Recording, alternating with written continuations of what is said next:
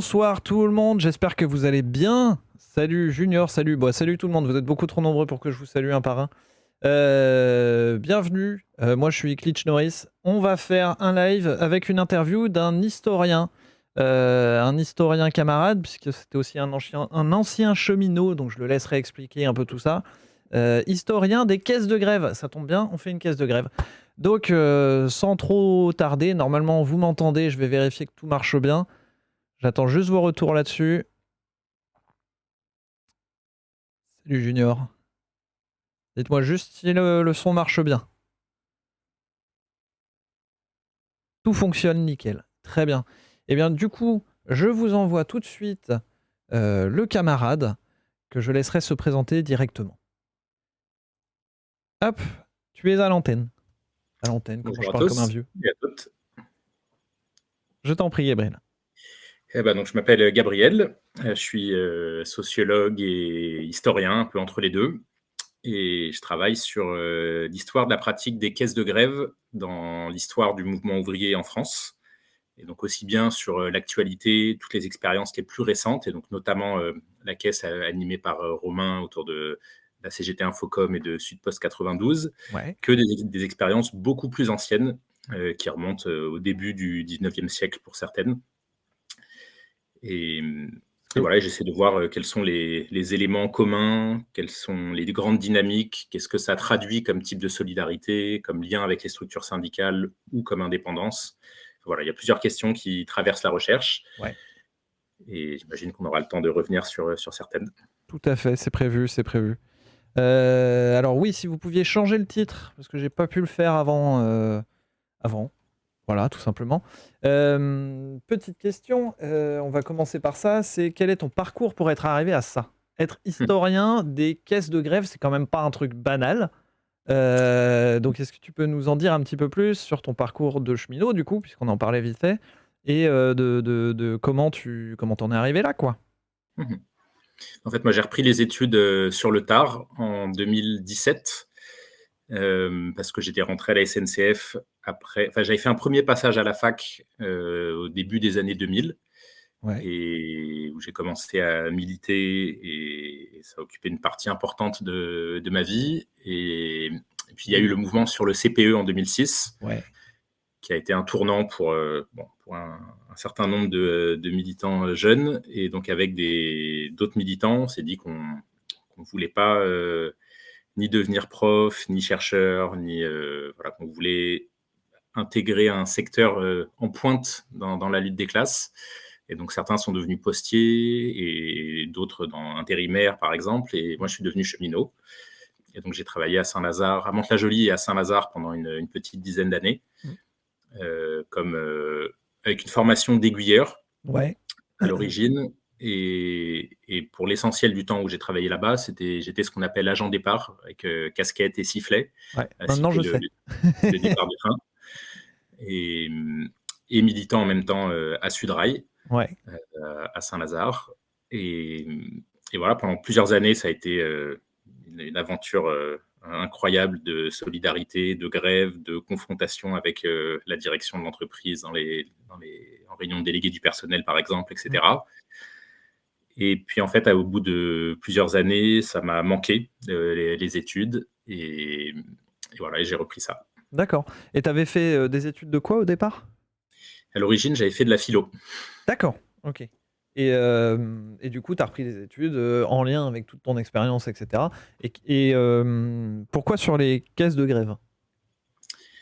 En fait, c'était pas le projet de départ. Moi, quand j'ai repris, j'ai commencé par travailler sur le syndicat que je connaissais bien, sur Sudrail. En Et histoire aussi? ouais, histoire, mais c'est une histoire plus courte, puisque ça a été créé dans la foulée de la grève de 95, donc Mmh. c'était sur une vingtaine d'années, où j'essayais de comprendre, en gros, qui avait composé la direction fédérale, le bureau fédéral de Sudrail depuis sur une vingtaine d'années. Qu'est-ce que les variations dans le profil des dirigeants et dirigeantes, qu'est-ce que ça traduisait comme évolution de Sudrail dans le champ syndical et comme mutation sociale aussi du milieu des cheminots. Et pendant que je menais cette enquête-là, donc la première année où j'ai repris en master, C'était en 2017-2018, et donc ça a été l'année où il y a eu une grande grève nationale des cheminots, avec un calendrier à trous qui avait fait pas mal de bruit à l'époque, sur en gros 2 jours de grève, 3 jours de travail étalés sur plusieurs mois. Mm. Et il y a eu le lancement d'une grande caisse de grève pour les soutenir. Et donc j'ai assisté, parce qu'à l'époque j'étais encore cheminot, parce que j'ai repris les études en congé de formation, Ouais, donc j'étais toujours payé par la SNCF, ouais, et donc ouais, je vois. j'assistais aux AG de Saint-Lazare tous les jours. Et donc j'ai vu arriver cette caisse de grève et l'impact qu'elle a pu avoir sur les grévistes, Ouais, de voir comment les progrès de la collecte se traduisaient dans une reprise de confiance, dans l'idée qu'on pouvait continuer, etc.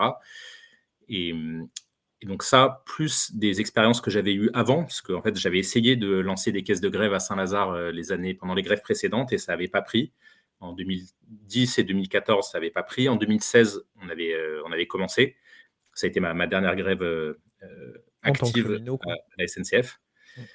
Et donc la combinaison de tout ça, ça a fait que comme sujet de Master 2, je me suis dit que c'était intéressant, qu'il y avait quelque chose de nouveau qui était en train de se passer, Mm. et sans vraiment connaître l'histoire détaillée. Et donc cette recherche-là, je l'ai centrée sur les expériences les plus récentes à ce moment-là. Donc c'était la caisse des cheminots en 2018, la caisse d'Infocom qui avait été créée en 2016, et d'autres grèves plus localisées, notamment la très longue grève des postiers des Hauts-de-Seine qui avait duré 15 mois, les grèves de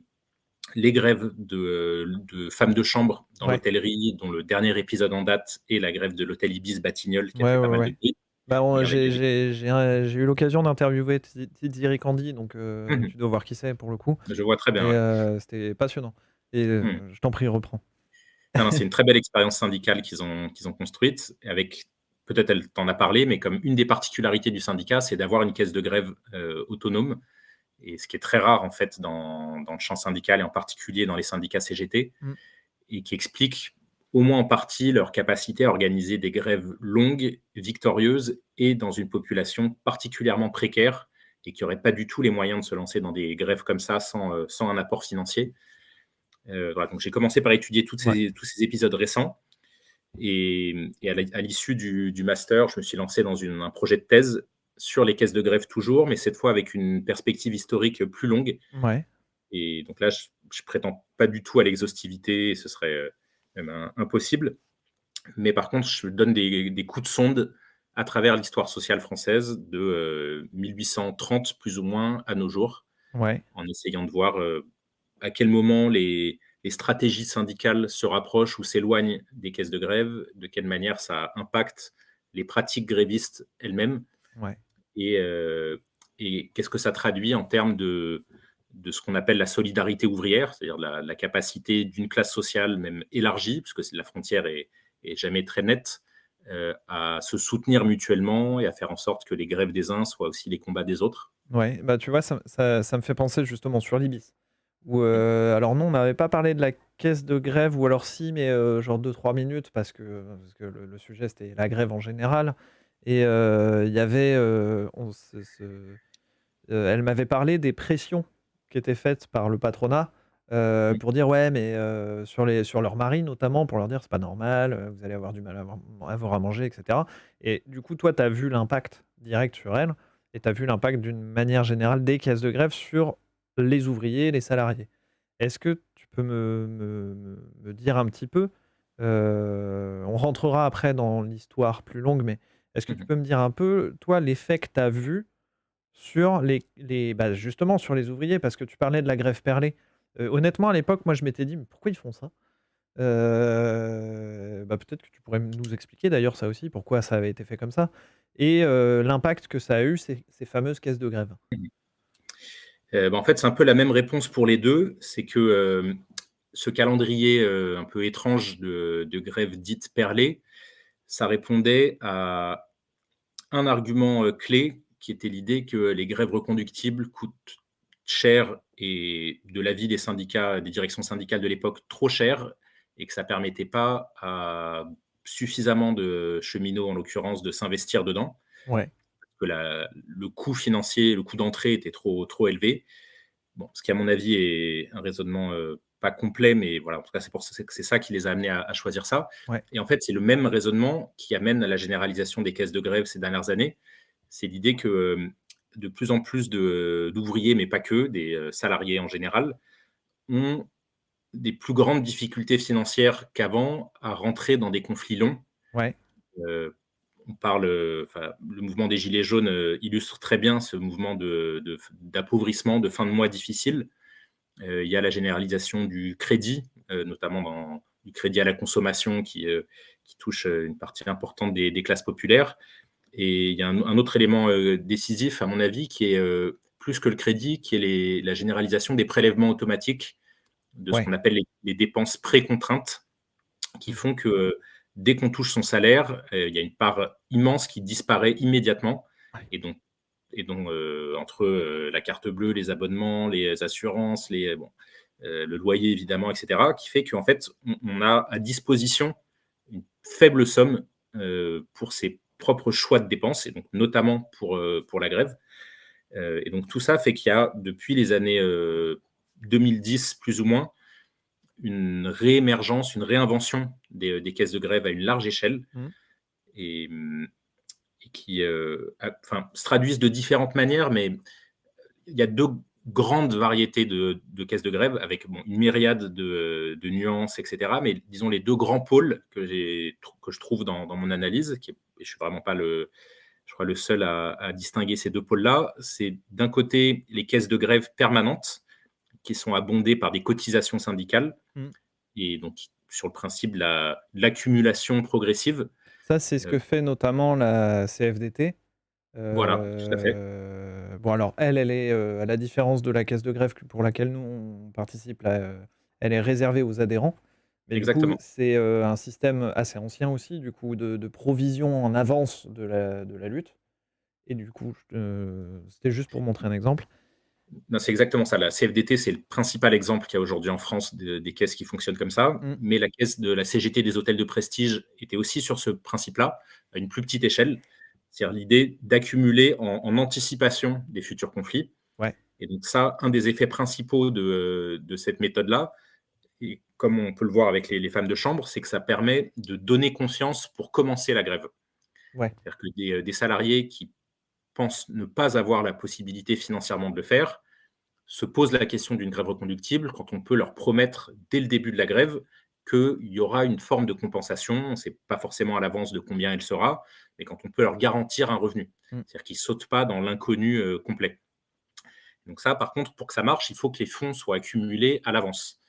Et en général, c'est par le biais des cotisations syndicales, parfois d'autres compléments. Par exemple, toujours pour la CGT des femmes de chambre, il y a une très grosse participation du syndicat lui-même parce qu'ils ont une forte activité de défense de salariés au prud'homme, Ouais. et donc qui permettent de gagner des sous. Et il y a une partie de ces sous-là qui sont reversés à la caisse de grève. Et donc, ce n'est pas que les cotisations en tant que telles. Dans le cas de la CFDT, c'est que les cotisations. Donc ça, c'est un pôle, les caisses de grève permanentes par anticipation, et donc qui appartiennent à des syndicats et qui sont réservées à leurs adhérents. Mmh. Et l'autre pôle, ce serait plus ce qu'on pourrait appeler des caisses de solidarité éphémères, qui se créent pendant un conflit, une fois que les grévistes se rendent compte que ça va durer plus que les quelques jours qu'ils pensaient au début. Mmh. Et donc, pour tenir, ils ont besoin de collecter de l'argent, et parce qu'ils se préparent à durer, à tenir. Et donc ça, c'est les collectes qu'on voit dans les manifestations avec des boîtes à chaussures ou des boîtes de conserve, les collectes sur le piquet de grève, Mmh. les cagnottes en ligne maintenant, qui se sont vraiment généralisées depuis une dizaine d'années. Comme là, hein. Voilà, exactement. Et donc, à l'origine, c'était sur le pot commun ou Litchi. Et maintenant, il y a tout un tas de plateformes qui proposent des services plus militants, moins, disons, inclus dans une logique de marché. Oui. Euh, et après, entre ces deux pôles-là, il y a des expériences qui partagent des caractéristiques avec les deux. Et par exemple, la caisse lancée par Infocom, elle est née en ligne en cours de mouvement, mais elle s'est maintenue. Et donc maintenant, depuis plus de 6 ans, elle a permis de participer au financement d'un nombre très élevé de conflits locaux. Mais en même temps, elle est fondée sur les dons. Et donc ça la rapproche plutôt du pôle caisse de solidarité plus que du pôle cotisation accumulée. Ouais. Et d'ailleurs, pour info, je dis ça pour les spectateurs, là, vous voyez je sais pas dans quel sens je suis, là. Voilà. Là, vous voyez 24 760 € qui viennent. Salut Bolchekik. Oui, voilà, la petite dédicace Qui te et saluent, bah, justement. ça fait plaisir. Et je me suis perdu dans ce que je disais. Ouais, donc 24 760. Du coup, j'ai eu des nouvelles de Romain que vous avez pu voir en interview mercredi dernier. Romain de Infocom CGT qui m'a dit que là, la caisse, elle était à 150 000 au total, dont nos 23 000 à ce moment-là. Donc on doit être au-delà maintenant. Et ouais, clairement, c'est pour ça, nous aussi, qu'on avait UK qui a lancé ce message. UK No, qui est une camarade qui a lancé une bouteille à la mer sur Twitter et on est plusieurs à l'avoir saisi. Et c'était un peu pour ça qu'on voulait lancer ça tôt. Parce qu'en vrai, on a lancé ça un peu en avance par rapport à la grève reconductible. Mais c'était pour montrer la ferveur qu'il y avait derrière cette lutte, quoi. Parce qu'il y a quand même un gros enjeu, les retraites. Carrément. Et, et d'ailleurs, là-dessus, ça m'amène une question, c'est est-ce que ça, c'est quelque chose de nouveau? La manière d'anticiper, etc. Je suppose que non. Tu me disais que tu avais fait que tu étais remonté jusqu'à 1830. 1830, c'est quelle grève? C'est lié au canut, non? Alors déjà, à l'époque, on n'utilisait même pas le mot grève, on appelait ça des coalitions, et c'était illégal jusqu'en 1864, et donc c'était fortement réprimé. Et malgré ça, on a des exemples d'ouvriers. Alors c'est un peu plus compliqué que juste ouvriers, mais cet exemple-là de 1831, ça se passe à Lyon, et c'est un peu l'acte de naissance du mouvement ouvrier en France, la révolte des canuts, qui étaient des ouvriers qui tissaient la soie, mais donc qui étaient à la fois des ouvriers et des petits patrons. Et en C'est fait, en prévision d'une lutte pour obtenir un tarif équitable et fixe pour tous, il y a un regroupement qui s'est fait de chefs d'atelier tisseurs, qui a déposé des statuts, pas en préfecture à l'époque, mais d'une association d'aide mutuelle, de secours mutuel, qui anticipait une cessation de travail et qui regroupait des fonds pour pouvoir compenser les pertes que ça impliquerait. En fait, cette grève-là s'est rapidement transformée en révolte complète jusqu'à la prise de la mairie de Lyon et malheureusement l'écrasement par la répression. Mais donc, en gros, depuis l'acte de naissance du mouvement ouvrier en France, cette question des caisses de grève existe. Et par contre, c'est une histoire qui a été très mouvementée, avec ouais. des phases de flux et de reflux, et des longues périodes, par exemple, où ça a été soit oublié, soit anecdotique. Mm. D'autres, au contraire, où c'est complètement au centre des discussions.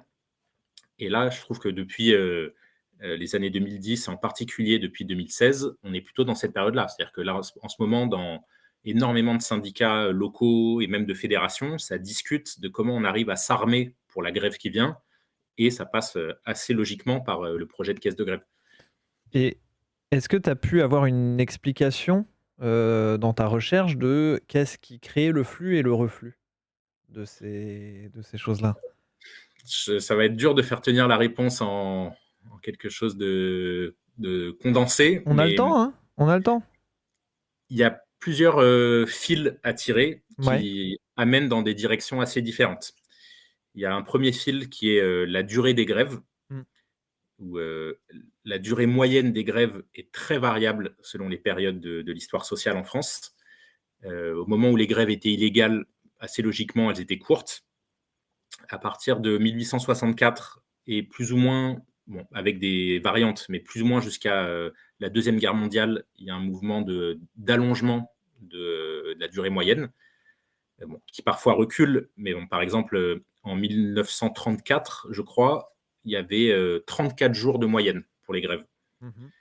Et donc, à une époque où la paye était soit hebdomadaire, soit quinzomadaire, ça voulait dire qu'évidemment, il fallait des ressources. Il n'y avait aucune épargne, pas de fonds accumulés chez les ouvriers, et donc ils seraient morts de faim, littéralement. Il y a des grèves, des récits de grève où les ouvriers sont obligés de manger de l'herbe pour survivre quelques jours de plus.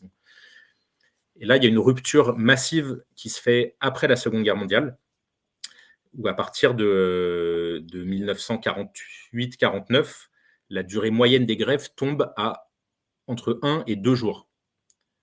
Et donc forcément, quand la grève dure 1 ou 2 journées, on a beaucoup moins besoin de compenser les pertes financières que quand elle dure 34 jours. Ouais. Après ça, c'est des grandes moyennes. En fait, dans toutes ces périodes-là, il y a toujours eu des conflits longs, mais plutôt sur la forme de conflits exemplaires ou isolés. Qu'est-ce Et que à tu veux dire certaines par périodes exemplaire? qui attirent l'attention Ouais, et qui suscitent de la solidarité, mais aussi parce que c'est la seule lutte dans le paysage à ce moment-là, ou en tout cas la seule visible. OK. Mais il y a d'autres périodes, par exemple les années 70, où il y a eu une vague de conflits longs, notamment liés à des fermetures d'entreprises, mais pas que. Et donc, c'est des périodes où le débat sur les caisses de grève est plus facile, plus évident que dans les périodes où il y a des grèves courtes ou voire pas de grève du tout, comme ça. Bon, zéro, c'est jamais arrivé, mais très peu, c'est arrivé. Par exemple, les années d'après-guerre, ça a été aussi les années de guerre coloniale, Mmh. avec une chape de plomb politique qui laissait très peu de marge de manœuvre au mouvement ouvrier. Et donc, il y a eu, entre 48 et 63, par exemple, il y a eu très peu de grandes grèves. Faut dire aussi qu'on avait au gouvernement une personne qui a un peu créé la Sécu, avait main dans la main avec la CGT et enfin, qui l'a pas créé, c'est un peu un raccourci historique là, mais qui l'a Il se les fait fortement imposer. renforcé quand même. Il Ambroise se les fait, Croizat. il se les fait imposer par le rapport de force, je crois qu'on Aussi, peut dire. aussi. Mais là, donc il y a un des fils de cette histoire, c'est la durée des grèves, Mmh. qui elle-même est en partie liée à la situation économique, au niveau d'organisation du mouvement syndical, à la confiance en soi des ouvriers. Euh, bon, même ce fil-là unique, il faudrait déjà partir dans plein de directions pour l'expliquer vraiment. Il y a un autre fil important qui est le débat à l'intérieur du mouvement syndical. Ouais. Et, et par Lequel? exemple, avant même le mouvement syndical, il y a, parmi les ancêtres du syndicalisme, il y a ce qu'on appelait les sociétés de secours mutuels, OK. qui était le principe d'ouvriers qui mettaient en commun des cotisations tous les mois pour faire face aux différents risques auxquels leur vie professionnelle pouvait les exposer. Les risques d'accident du travail, la retraite, les enterrements et les Ouais. grèves.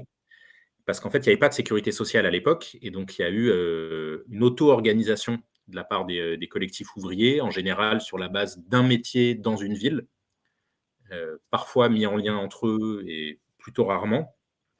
Et donc, la grève, l'anticipation des dépenses des grèves était liée à ça.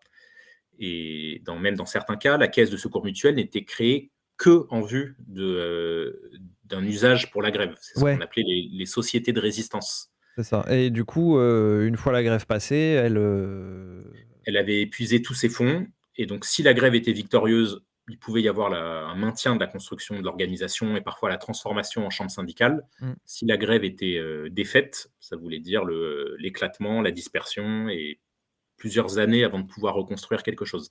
Mmh.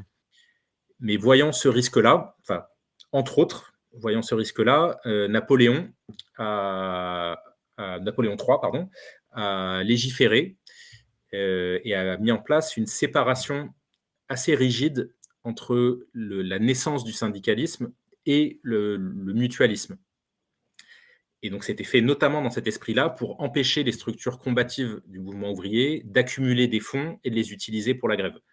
Et donc, les sociétés mutuelles ont été très encadrées. Il fallait être reconnu par les autorités, il fallait prouver l'utilisation des comptes, etc. Ouais. Et donc, ça ne s'est pas passé dans beaucoup d'autres pays, par exemple aux États-Unis, en Belgique, en Allemagne, où syndicats et mutualités sont restés très liés et où du coup l'usage des caisses de grève à l'intérieur des syndicats est beaucoup plus fréquent que ce qu'il y a en France. Donc ça, c'est un des facteurs importants. Et en partie en réaction à ça, mais aussi à des facteurs plus politiques, la naissance du syndicalisme en France a été, notamment de la CGT, Ouais. à partir de 1895, a été très influencée par le courant qu'on appelait le syndicalisme révolutionnaire, ou l'anarcho-syndicalisme selon la personne qui parle, et qui mettait en avant à la fois la perspective de la grève générale, c'est-à-dire que le syndicat et la grève comme manière de transformer la société et de renverser le capitalisme.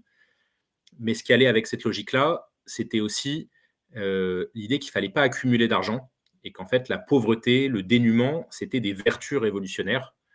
Et donc, c'est des courants syndicaux et des structures syndicales qui étaient opposées aux caisses de grève, D'accord. en tout cas à l'accumulation de fonds. Et Une fois que c'était lié à l'Église, cette approche-là, ou pas du tout, ou? Non, pas du tout.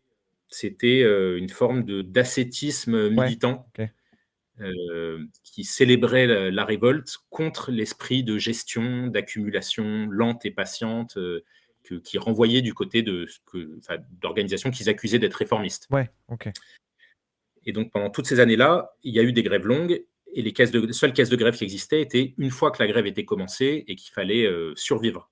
Mais il y avait le refus d'accumuler de l'argent avec l'idée que le seul argent qu'on avait dans le syndicat, il fallait le dépenser en propagande pour la grève générale.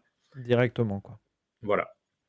Après, pendant la même période et dans les mêmes organisations, dans la CGT, il y a eu des syndicats qui ont développé une autre approche, et notamment le principal syndicat de l'époque, qui était le syndicat du livre, qui était le plus riche, avec des ouvriers très qualifiés, qui avaient des salaires élevés, qui leur permettaient de cotiser des sommes importantes.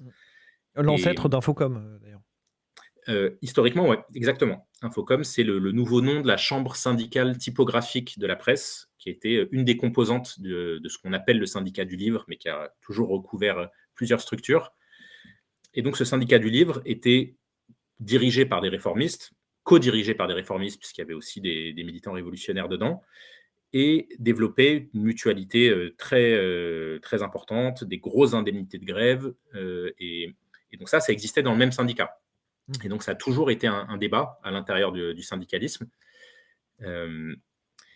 avec des ruptures quand même, puisque à partir en gros, on date le déclin du syndicalisme révolutionnaire de ce courant-là à partir de la Première Guerre mondiale. Et après la Première Guerre mondiale, le syndicalisme en France, mais dans beaucoup d'autres pays, a été très occupé par les scissions politiques qui ont touché la gauche, notamment Ouais. sous l'influence de la Révolution russe.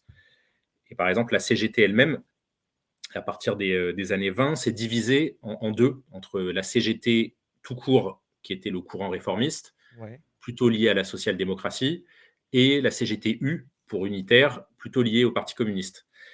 Et là, il y a une première période après cette scission où, dans ce contexte de nouvelle concurrence syndicale, chacun veut développer la caisse de grève la plus forte pour montrer qu'ils sont C'est nous les plus un forts, meilleur quoi. syndicat Ouais. que le voisin. Qui c'est qui Mais est en la fait, plus grosse? exactement, même si, bon, dans un cas comme ça a quand même une utilité.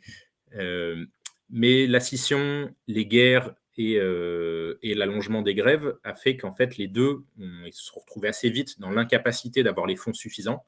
Et donc, il y a plusieurs projets qui reviennent d'année en année de lancement d'une caisse de grève confédérale dans l'un ou dans l'autre, ou fédérale. Et en fait, souvent, c'est des échecs. Et malgré l'envie.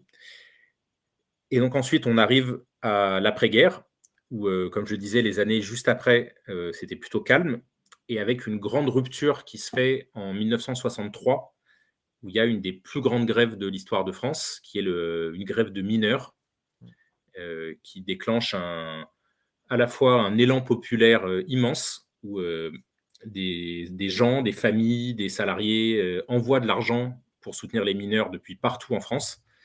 Et même les syndicats qui étaient plutôt divisés créent une structure unitaire pour gérer ce fonds de solidarité à destination des mineurs, avec, il n'y a pas encore la CFDT à l'époque, mais la CFTC, la CGT, le FO, l'UNEF, même pour les étudiants. Mmh. Euh, et en fait, cette expérience-là, où les syndicats se font quasiment déborder par la solidarité ouvrière, va orienter chacun vers une stratégie différente sur la caisse de grève, où à partir de là, la CFTC se transforme en CFDT. Bon, ce n'est pas la grève des mineurs qui crée ça, c'était un processus voilà, plus long. Oui, bah, c'est pas juste un événement, c'est un événement qui est une goutte d'eau, quoi. Voilà. Mais donc ce courant-là, issu du syndicalisme chrétien, qui réfléchissait aux caisses de grève depuis les années 20 sans vraiment l'avoir fait de manière unifiée, lance à partir des années 60 un processus d'unification des caisses, où il y a certaines fédérations, les fédérations et les unions locales qui ont des caisses commencent par les fusionner pour avoir une caisse commune à ceux qui s'en préoccupent.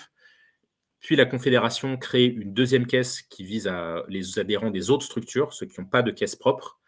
Et petit à petit, tout ça fusionne dans une seule grande caisse, qui est celle qu'on connaît aujourd'hui, qui date de 1974, et qui a accumulé, à l'heure actuelle, autour de 130 millions d'euros. Ouais, depuis les années 70. Ouais, avec des grands passages à vide. Par exemple, dès l'année qui suit la création, il y a une grève nationale des postiers qui vide complètement la caisse de la CFDT. Et en fait, la caisse va pouvoir se remplir au cours des années 80-90 qu'à deux conditions. Une qui est la décrue des grèves, puisque les années 80-90, il y a eu beaucoup moins de grèves que les décennies précédentes. Et encore aujourd'hui, même s'il y a des remontées ponctuelles, on est sur une moyenne annuelle qui est beaucoup plus faible que ce qu'elle était jusqu'aux années 70. Et donc, comme il y a moins de grèves à rembourser, c'est plus facile d'accumuler de l'argent. Et le deuxième facteur important, c'est que la CFDT, à partir de cette période-là, de la fin des années 70, s'oriente dans ce qu'on appelle un recentrage, c'est-à-dire, alors que les années 70, elle avait été très radicale, autogestionnaire, et essayait même d'être plus radicale que la CGT. À partir de ce tournant-là, elle s'éloigne de la grève et commence à être obsédée par la négociation et le rapport de force à froid, disons. Et donc, la caisse de grève existe, et c'est un peu un mystère qu'elle ait maintenu cette caisse de grève malgré son éloignement de la pratique gréviste. Mais comme il y a moins de grèves et d'adhérents à rembourser, ils arrivent petit à petit à accumuler des fonds. Et qui, en fait, maintenant, au moment où elle a été créée en 73, elle visait à couvrir à la fois les grèves et les démarches juridiques des adhérents. Et en fait, il y avait 80% qui allaient aux grèves et 20% aux juridiques. Et là, maintenant, ça s'est inversé. C'est devenu une caisse principalement d'activité juridique avec un petit maintien d'activité gréviste. Voilà, donc ça, c'est le chemin de l'institutionnalisation de la caisse de grève en France, suivie par la CFTC et la CFDT. Alors qu'à partir de la même grève de 63, la CGT en tire la conclusion inverse, c'est-à-dire la caisse permanente des mineurs qui appartenaient à la CFTC, c'est pas ça qui a permis de faire gagner la grève, c'est l'élan de solidarité populaire. Et donc, la CGT inscrit dans ses statuts à ce moment-là que la solidarité en temps de grève, c'est des collectes. Voilà. Ouais. Et c'est pas de l'accumulation de fonds permanents. Et sauf que il y a un intérêt à ça qui est de populariser les grèves, d'en faire parler, de demander à des gens qui sont éloignés de soutenir. Et donc, ça crée de l'homogénéité et de la solidarité populaire ou ouvrière. Mais ça veut dire aussi qu'il n'y a que certaines grèves qui attirent suffisamment d'attention pour déclencher des collectes, alors que d'autres passent complètement inaperçues et personne ne les soutient. Ça veut dire aussi que même quand il y a une grève et qu'on essaie de collecter des fonds, on n'a jamais la garantie qu'il y aura assez de sous pour permettre aux grévistes de tenir.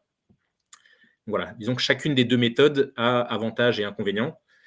Et il y a une troisième méthode qui arrive à cette période-là aussi dans les années 60-70, c'est que l'extrême gauche se développe beaucoup à l'époque, principalement dans le milieu étudiant, enseignant, mais avec une faible implantation dans les milieux ouvriers. Et qu'est-ce que juste, est-ce que tu peux définir extrême gauche dans ce cadre-là?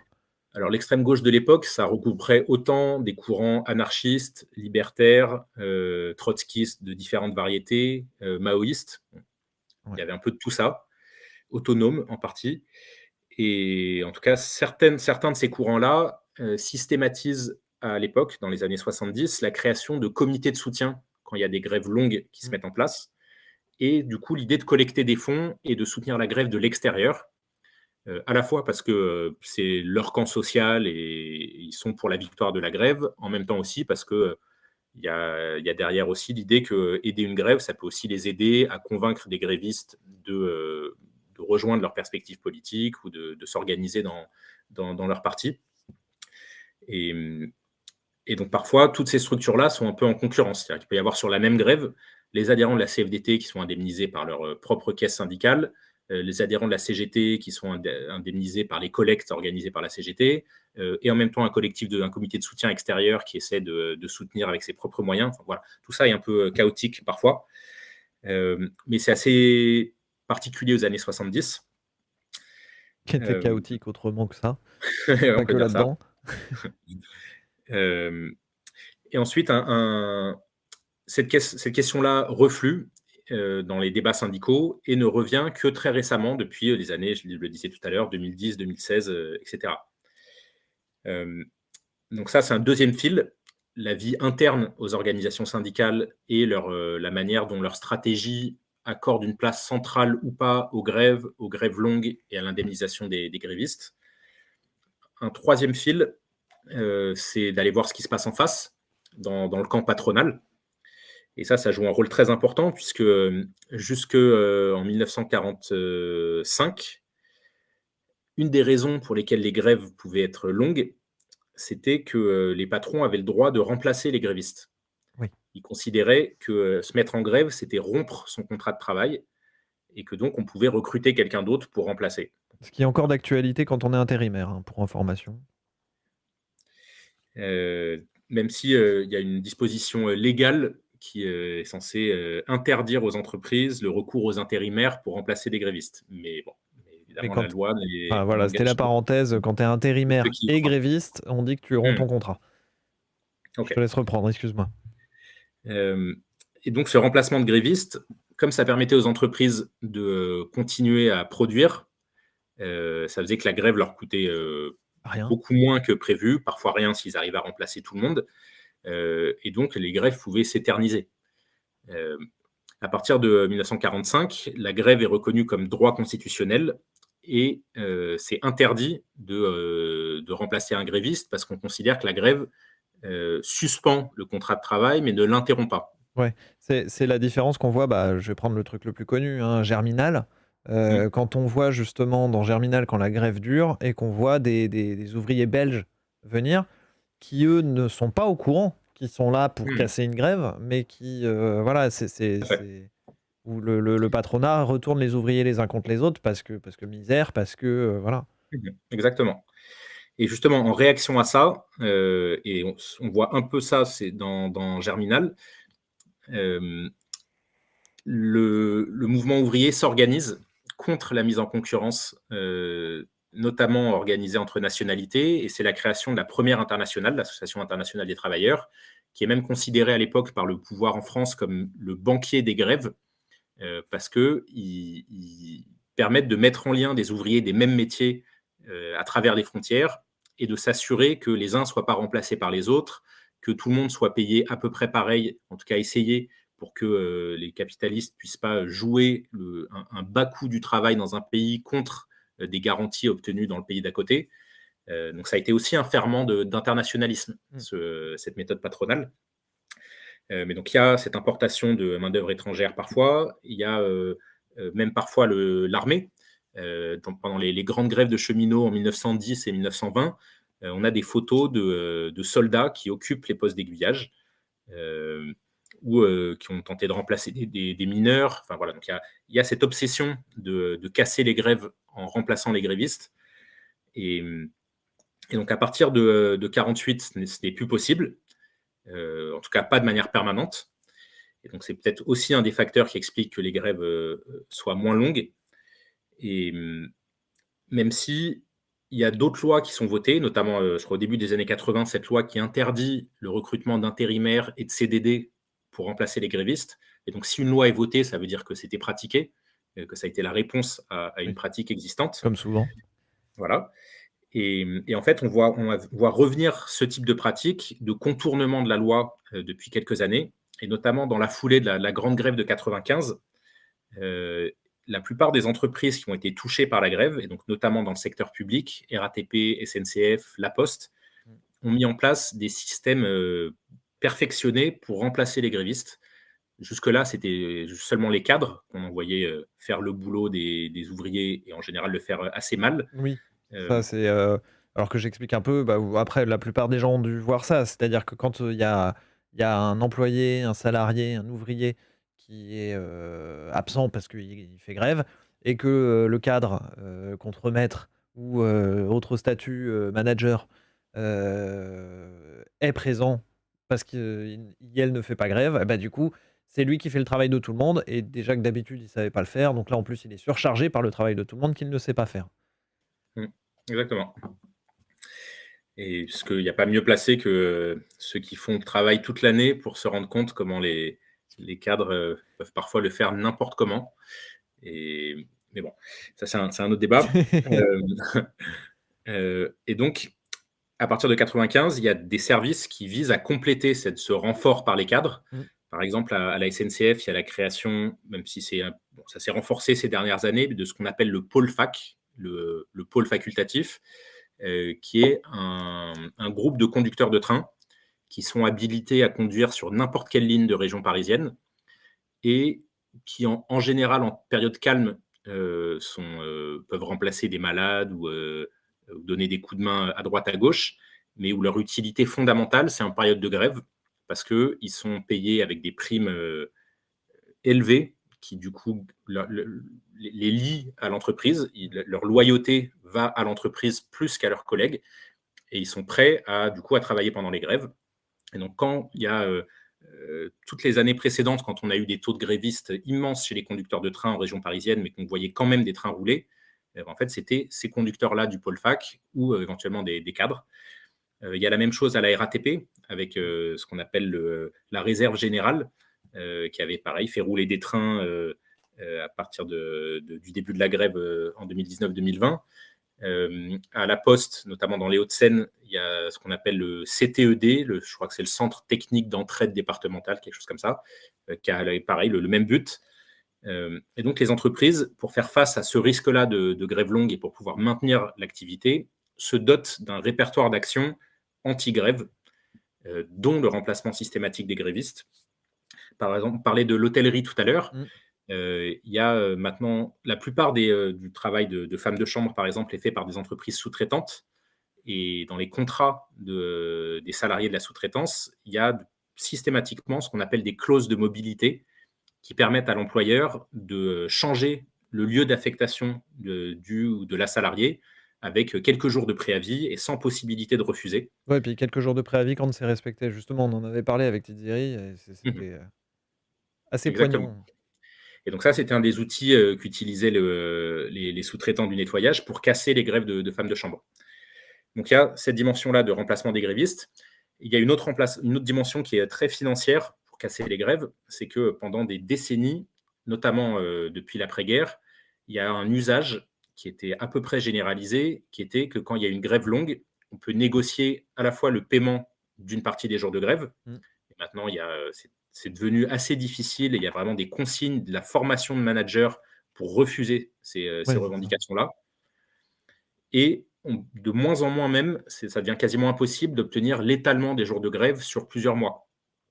Si on a fait un mois de grève, l'idée qu'on peut absorber la grève petit à petit pour pas avoir un mois à zéro. C'est ça, réduire Maintenant, son salaire sur une année plutôt que de tout exactement. prendre, en une fois, quoi. Alors que là, il y a des entreprises comme la SNCF ou la RATP ou la Poste mettent des payes à 0 € pendant les grèves. Mmh. Dès qu'il y a 28, 30 jours de grève passés, c'est les fiches de paye à zéro, parfois même les fiches négatives. Moi, j'ai vu un conducteur de bus l'année dernière Négative? qui m'a montré sa fiche de paye négative parce que l'entreprise avait continué à prélever la mutuelle. Et donc, en fait, sa fiche de paye, c'était moins 50 €. Et, et donc, ça, c'est vraiment une tactique patronale pour mettre la pression aux salariés, leur faire payer le plus cher possible leur participation à la grève. Pour Et que donc, ça pour qu'ils recommencent pas la fois d'après, quoi. exactement. Et est-ce que actuellement le regain, des caisses de grève, ça serait pas en partie dû à ça? Parce qu'en fait, Bah, c'est ce que je c'est pense, juste une exactement. cause-conséquence, quoi. C'est, bah, OK, tu veux nous faire crever, ben, on va quand même se défendre, mais du coup, on s'organise, quoi. C'est très exactement ce que je pense. Je pense que tous ces facteurs-là se combinent pour expliquer le retour sur le devant de la scène des caisses de grève ces dernières années. Donc, à la fois des dimensions économiques, des dimensions de stratégie militante, et il y a un autre facteur, et des dimensions patronales, du coup.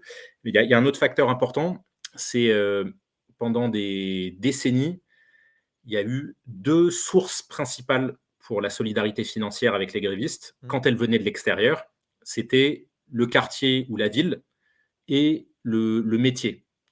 Des gens du même métier qui pouvaient appartenir au même syndicat ou pas, et parfois dans une ville éloignée. C'était ça les deux canaux principaux, la solidarité corporative et la solidarité locale. Ouais.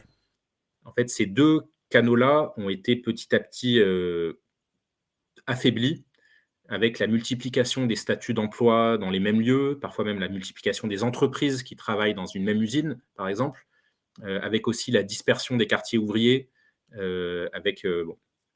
Et donc, en fait, il y a eu des années de passage à vide où la solidarité ouvrière trouvait peu de canaux pour se manifester. Et à partir des années 2010, ce qui se passe aussi, c'est l'irruption des réseaux sociaux numériques qui ont complètement rebattu les cartes, puisque ça veut dire qu'on peut être en lien en quelques clics avec une grève qui se passe à l'autre bout du pays, où on connaît personne, on n'appartient pas à la même organisation ou à aucune organisation, et à qui on peut quand même envoyer des sous. Et donc, c'est pour ça aussi que l'initiative La Caisse, lancée par Infocom en 2016, a eu un tel impact. C'est parce que ça s'était appuyé sur cette possibilité du numérique et de recréer une solidarité ouvrière à distance qui, jusque-là, avait eu plus de mal à s'exprimer. C'est intéressant parce que, tu vois, ça me fait penser... moi, ma formation à la base, elle est plus justement dans le numérique, l'éducation, la sociologie du numérique, etc. Et ça me fait penser justement à deux visions qu'on a sur ce que sont les technologies de l'info et de la communication, parfois appelées NTIC, donc nouvelles technologies de l'info et de la communication, qui sont, en gros, il y a deux visions. Il y a la vision village global, qui a une vision un peu libérale sur les bords, mais surtout internationaliste et solidaire. Le monde du libre, tous les Linux, etc. Voilà. Et la vision capitaliste des choses. Actuellement, on est sur une plateforme qui a la vision capitaliste des choses, par exemple Twitch, qui appartient à Amazon. Il y a Amazon, il y a Google, enfin tous les monstres comme ça du numérique. Et je trouve ça intéressant parce que du coup, là, tu relèves le fait que l'aspect solidaire regagne un peu du terrain. L'aspect village regagne un peu du terrain. Donc, c'est deux utopies, dystopies, selon comment on se situe, mais je trouve ça intéressant. Il y a eu quelques questions depuis tout à l'heure. Est-ce que tu avais l'air de vouloir repartir? Je m'apprêtais à rebondir sur ce que tu disais là sur la solidarité, mais je pense que ça reviendra aussi dans le débat. Donc, allons sur les questions. Alors, du coup, il y a une question technique que moi, je vais prolonger un peu. Il y a quelqu'un qui a posé la question tout à l'heure. Tu parlais des grèves perlées. Et tu dis... La question était justement, du coup, est-ce que dans le décompte des grèves longues ou courtes, est-ce que c'est compté comme plusieurs grèves courtes ou est-ce que c'est une grève longue? Et tu as émis tout à l'heure un demi-avis sur ce format de grève-là. Pour toi, il y avait une erreur stratégique, si j'ai bien compris. Et je vais juste terminer avant. Merci pour le don de 50 € il y a 30 minutes. Je suis désolé, comme on discute, je ne peux pas interrompre comme ça. Merci en tout cas. N'hésitez pas, vous pouvez taper point d'exclamation don pour contribuer à la caisse de solidarité, peu importe comment vous l'appelez. Je te laisse répondre à la question. Alors, une seconde. Je t'en prie. Ouais, alors, d'abord sur le mot de grève perlée, en fait, c'est le mot qui a été utilisé par les cheminots pour en parler en 2018, mais en fait, c'est une petite erreur de vocabulaire. Ce qu'on appelle traditionnellement la grève perlée, c'est le synonyme de la grève du zèle.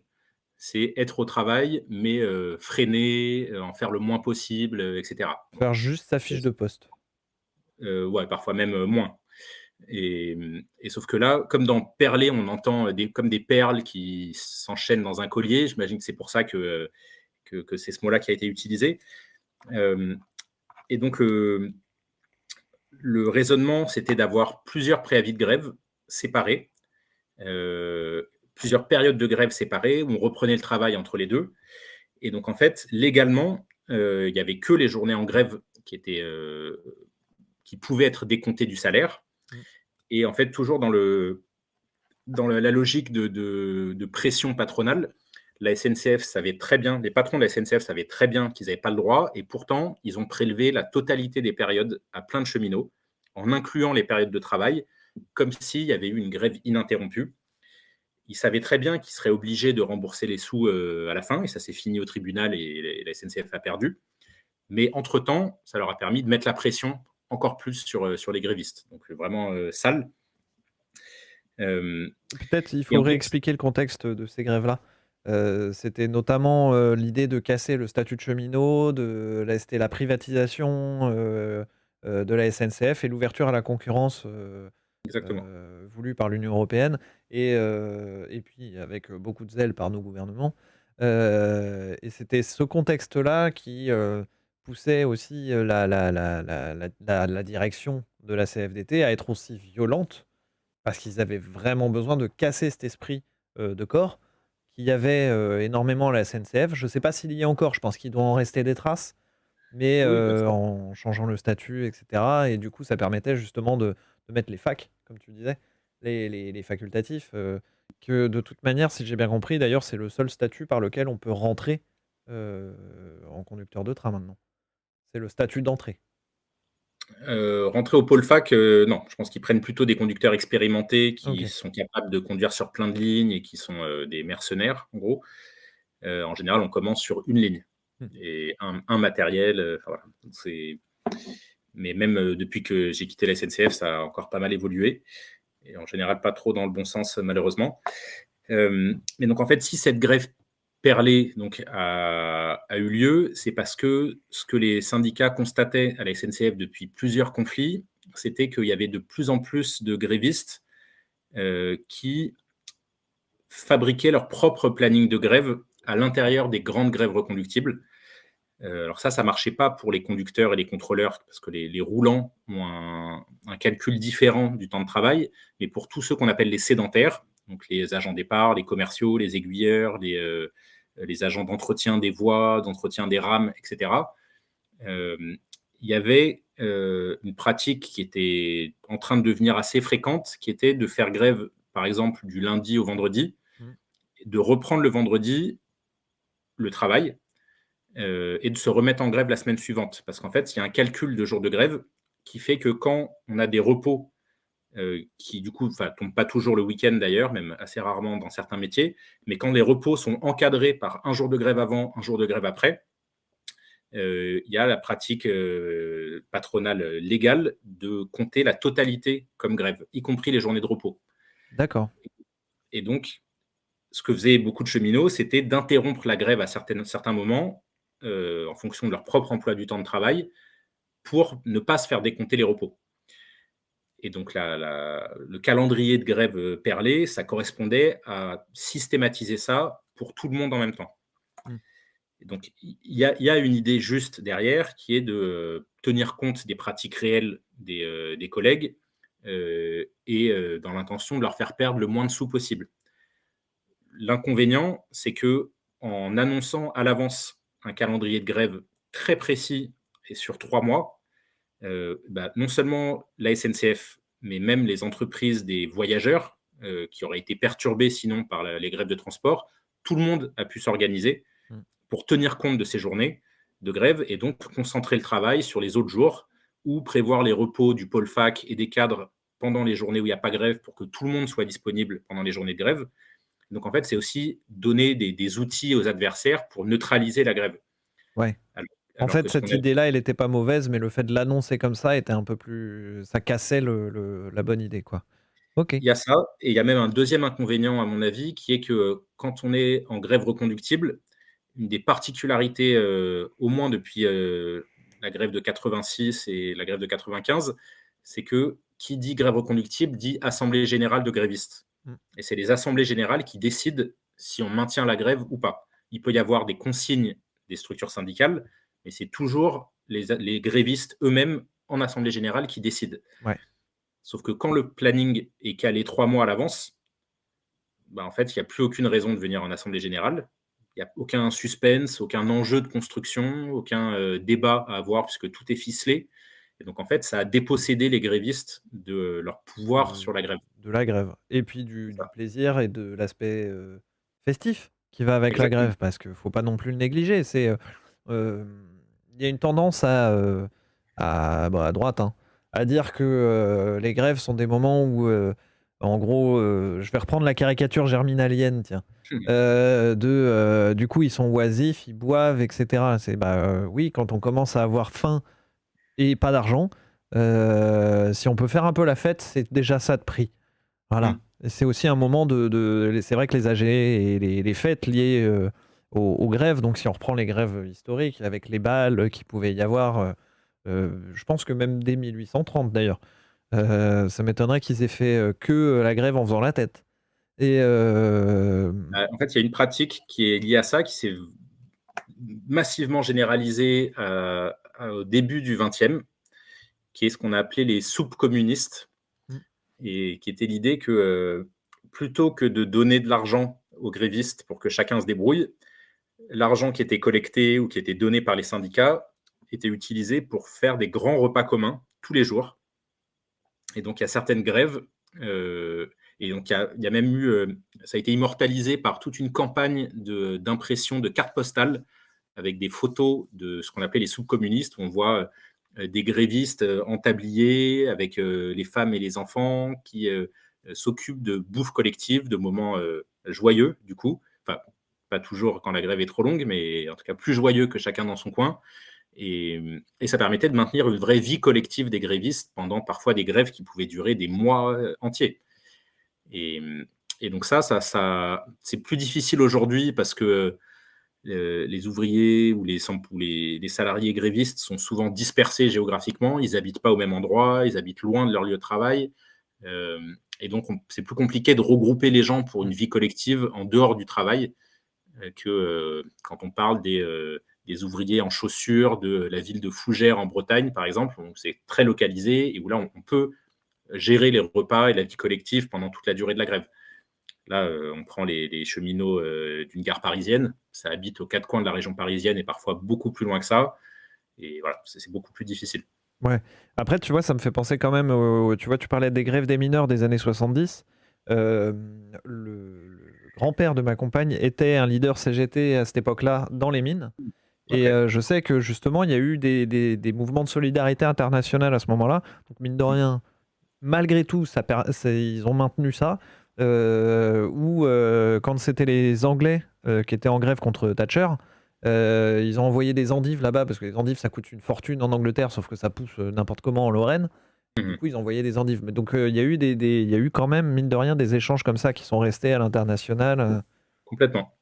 Il y a un livre magnifique que je conseille à tous ceux qui voudront approfondir là-dessus, qui s'appelle La lutte et l'entraide, de l'historien Nicolas Delalande, et qui étudie précisément les pratiques de solidarité ouvrière internationale organisées par l'AIT, par la première internationale au milieu fin du 19e.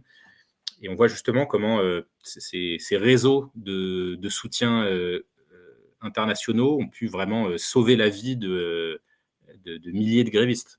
Ouais. J'en profite pour faire une parenthèse antifa. C'est pour ça que le RN ne sera jamais réellement le parti des ouvriers, parce qu'au-delà du fait qu'ils refusent de voter les augmentations de salaire, etc., et qu'en fait ils font semblant de soutenir les salariés, mais qu'en fait ils sont contre la grève, euh, quand le RN met en concurrence les salariés qui ne sont pas de leur nationalité, parce que ça marche aussi, on a la même chose en Allemagne, en Angleterre, on a ça partout, des partis d'extrême droite qui empêchent, qui désolidarisent les ouvriers. On a plus en commun avec un ouvrier afghan qu'avec le patronat blanc. Donc, même quand on est blanc. Donc, c'est au passage, c'est aussi pour ça que le RN, ils ont face à la logique du cassage de grève, ce qu'ils font, c'est que ils attisent la haine envers les casseurs de grève qui ne sont pas nécessairement d'accord avec l'idée de casser la grève, mais qui la subissent eux aussi et qui sont dans des conditions matérielles qui les poussent à ne pas avoir le choix. Donc c'est pour ça que le RN ne sera jamais une solution au problème de la classe ouvrière.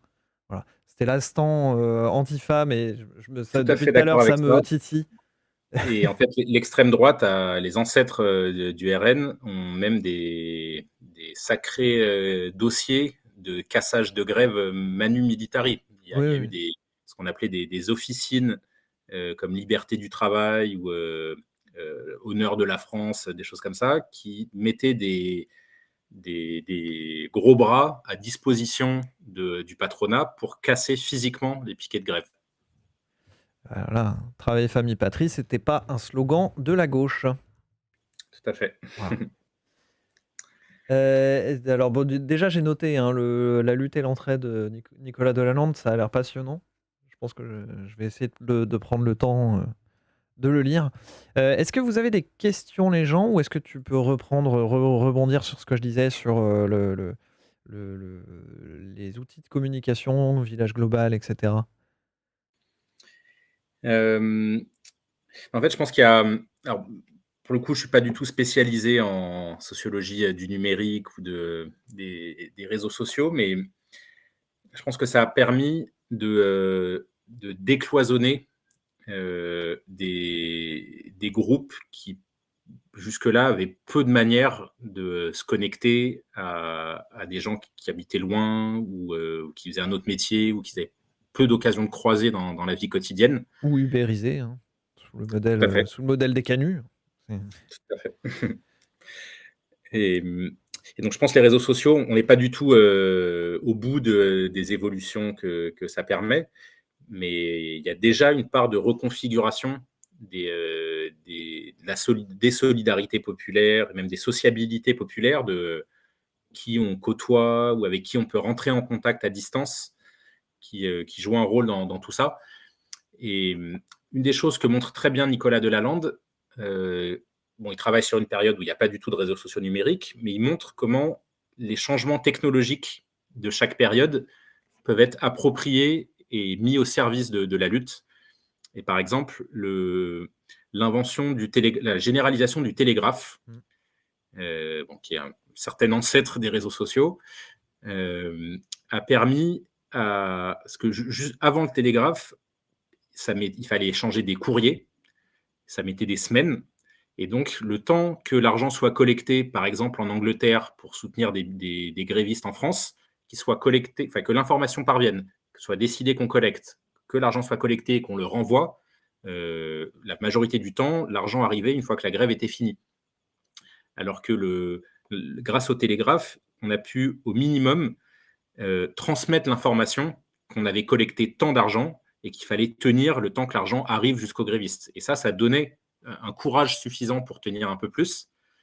Et quelques dizaines d'années plus tard, il y a eu aussi la généralisation des virements bancaires qui ont permis de faire parvenir pas que l'information, mais les fonds eux-mêmes beaucoup plus rapidement. Et donc tout ça a un impact sur la pratique des caisses de grève.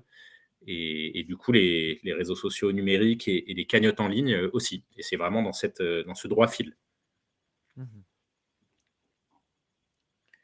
Et alors attends, j'avais noté un truc tout à l'heure. Je voulais revenir sur un truc que tu as dit sous Napoléon III. Donc on va remonter un peu là par rapport aux récentes, mais tu évoquais le fait que c'était encadré, etc.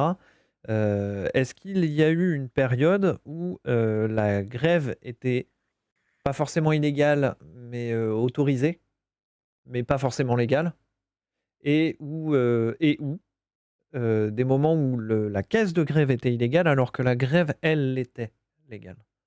Est-ce qu'il y a eu des moments comme ça où il y a eu une volonté tellement forte de contrôler la solidarité entre ouvriers qu'on en est venu à l'interdire en fait? Caisse de grève illégale en tant que telle, ça ne me dit rien. Mais il y a eu, en gros, entre la légalisation de la grève en 1864 et la légalisation des syndicats en 1884, il y a une période où les usages se transforment, où il y a des premières chambres syndicales qui se créent au fur et à mesure. Parfois, sont la simple continuité des sociétés de secours mutuels. Par exemple, les ancêtres d'Infocom, c'était la société typographique, qui était une société de secours mutuel, qui un jour décide en congrès de se transformer en chambre syndicale, et en maintenant une partie de ses anciennes activités. Et donc il y a cette période de transition pendant laquelle il y a, par exemple, des conflits, certaines grèves qui sont un des exemples que prend Nicolas Delalande, des conflits sur qui va gérer l'argent des ouvriers. Parce que le patronat a fini par se rendre compte que les ouvriers s'organisaient pour faire face aux risques de l'existence, à la maladie, à la vieillesse, à la mort, etc. Et il y a eu immédiatement une volonté de s'approprier cet argent-là et de le gérer À la place des ouvriers, quoi. exactement, pour les empêcher d'être solidaires entre eux et de pouvoir l'utiliser à des grèves. Et par exemple, il y a une des grandes grèves qu'étudie Delalande, je crois que c'est au Creusot, mais il faudrait que je vérifie dans les usines métallurgiques de Schneider, où le sujet même de la grève était qui va contrôler l'argent de la mutualité. Ouais. Et donc voilà, ça a été un outil de bataille. Donc il y a eu une grève pour savoir qui gérait la caisse de grève, quoi. Qui n'était pas que une caisse de grève, mais oui, exactement. Ouais. Oui, non, du coup, j'ai bien compris, c'était un des nombreux ancêtres de la Sécu. Exactement, c'est ça. Sous la forme de mutuelle. Ouais. Merci beaucoup pour les 20 €. On est à 170 € moins 3 centimes de 25 000. Ça serait vachement bien. Il y a une question là qui vient du chat. Alors, ouais, il y a une autre question, mais je la garderai pour la fin. Il y a une question qui vient du chat qui est qu'est-ce que tu penses de Alinsky? Saul Alinsky, je sais pas qui c'est. Alors, je connais peu, mais je sais que c'est un théoricien de ce qu'on appelle le community organizing, Ouais. c'est-à-dire en gros l'utilisation à l'origine de méthodes syndicales d'organisation collective en dehors des lieux de travail et déplacées dans des quartiers, dans des communautés géographiques. Ouais, je suis pas sûr de voir ce que ça veut dire. Donc, c'est l'idée d'organiser collectivement les habitants d'un quartier pour agir sur des projets d'aménagement qui menacent le quartier, par exemple d'installations dangereuses ou polluantes ou des choses comme ça. D'accord. L'idée de favoriser le débat, la prise d'initiative horizontale et entre habitants d'un même quartier. Et donc voilà, je ne pourrais pas en dire beaucoup plus que ça, Ok. mais il me semble que ça va évidemment dans la bonne direction de démocratie réelle et directe et Et local. voilà, et locale tout à fait, et d'auto-activité de la population pour éviter de voter tous les 5 ans et d'attendre passivement qu'on nous redemande notre avis dont on ne tiendra pas compte. Après, sur ce que c'est devenu, parce que j'ai l'impression que le succès, comme souvent avec des théories comme ça, emmène les choses loin des intentions des initiateurs. Et j'ai l'impression qu'en tout cas aux États-Unis, par exemple, les appropriations d'Alinsky ne sont pas toujours très combatives. Ouais, bah, c'est ce que j'allais dire. En fait, ça me fait énormément penser aux associations de quartiers américains, en fait. Tel que tu me le décris, en tout cas, ça ressemble beaucoup à ça. Avec le bon et le mauvais, c'est-à-dire des jeux d'influence et de pouvoir, mais au niveau local, avec des pressions locales aussi, des choses comme ça. Mais il y a une question là qui me paraît assez pertinente. Tu vois, sur la question de l'appropriation des caisses de grève et enfin des mutuelles de solidarité. Est-ce que au fur et à mesure du temps, et là particulièrement, mais en fait ça date, ça fait quelques années maintenant que sur la retraite ils jouent à ça. Est-ce qu'il n'y a pas justement une réappropriation du contrôle de la caisse de sécurité sociale par l'État, tout comme il y a eu une volonté de contrôle par le patronat des caisses de mutuelles? Alors, peut-être il va falloir faire Oui, une parenthèse sur ce que c'est que la Sécu et un peu son histoire. Je pense que ça se fait en plusieurs étapes, mais tout à fait. Jusqu'au milieu, enfin jusqu'aux années 1910-1920, il n'y a pas de sécurité sociale du tout, ni de retraite, et à part pour quelques métiers comme les cheminots qui ont gagné par la grève notamment des droits sociaux. Il n'y avait pas un Mais donc, système de mutuelle privée? alors, c'est là où j'allais en venir, c'est qu'il n'y a Ok. pas de sécurité sociale publique, Mais il y a à la fois des sociétés de secours mutuels, des mutuelles tout court qui petit à petit s'éloignent de la lutte sociale et de la solidarité ouvrière. Mais donc, il existe des structures pour faire face à ces risques-là, toujours sur la base de l'argent cotisé qui ramène à ceux qui ont cotisé. À partir du milieu des années 20, il commence à y avoir un début de main gauche de l'État, comme dirait Bourdieu, qui est pas que de la répression, mais petit à petit des droits sociaux et de la protection sociale, avec des retraites, mais qui sont très insuffisantes à l'époque, qui sont même combattues par la CGT, par exemple, tellement le projet est léger et au désavantage des ouvriers. Mais ça reste un projet central pour tout le mouvement ouvrier de gagner ça.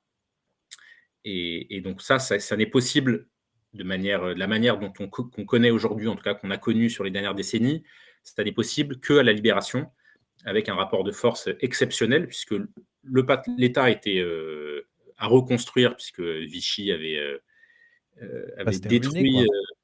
quoi. Quoi? C'était ruiné, tout simplement. Oui, tout à fait. Ruiné et aussi politiquement, en termes de confiance que la population pouvait lui faire.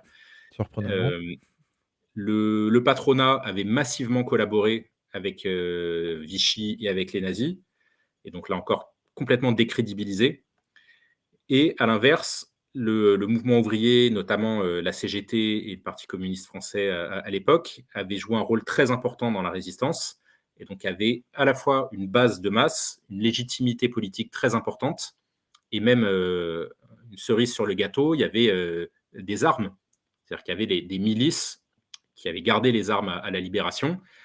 Et donc, il y avait un rapport de force qui a forcé le patronat et la classe politique dirigeante, notamment autour de Gaulle, à concéder des choses qu'ils avaient toujours refusées dans tous les affrontements sociaux précédents, avec un facteur en plus qui est que, comme le pays était ruiné et qu'il fallait reconstruire, mutualiser, c'était en fait plus facile de leur point de vue. C'est-à-dire que un des principes du libéralisme, c'est privatiser les profits et socialiser les pertes. Donc garder les profits pour la minorité et faire payer à la majorité ce qui coûte. Bon, en fait, à l'époque, tout pouvait être quasiment socialisé parce que il y avait quasiment rien de profitable tellement le pays était détruit. Et donc à mine ce de rien, ils moment-là, ont quand même réussi à construire la Sécu. exactement. Et donc la Sécu et le retour des retraites et des congés payés après leur quasi-disparition sous Vichy, tout ça témoigne d'un rapport de force exceptionnel en faveur du mouvement ouvrier. Et sauf que immédiatement, dès que ça a été concédé, le patronat a voulu revenir dessus, une fois que le rapport de force, de son point de vue, s'était affaibli, en tout cas c'était amélioré pour lui, donc avec la volonté de prendre le contrôle, en tout cas d'enlever le contrôle exclusif de la Sécu aux représentants des salariés, et donc la mise en place d'une cogestion avec des représentants patronaux.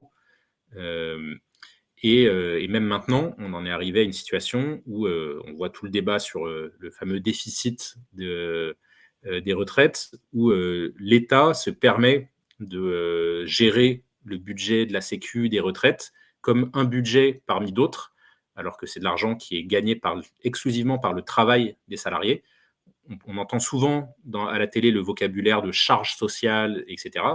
Ce n'est pas des charges, c'est des cotisations, c'est du travail socialisé, qui est une partie de ce qu'on a produit, qui nous est reversé, pas immédiatement, mais sous forme de mise en commun pour des services publics, pour de la protection sociale. Ça nous est pas remis à nous, en fait. Ça nous est remis à nous si on en a besoin.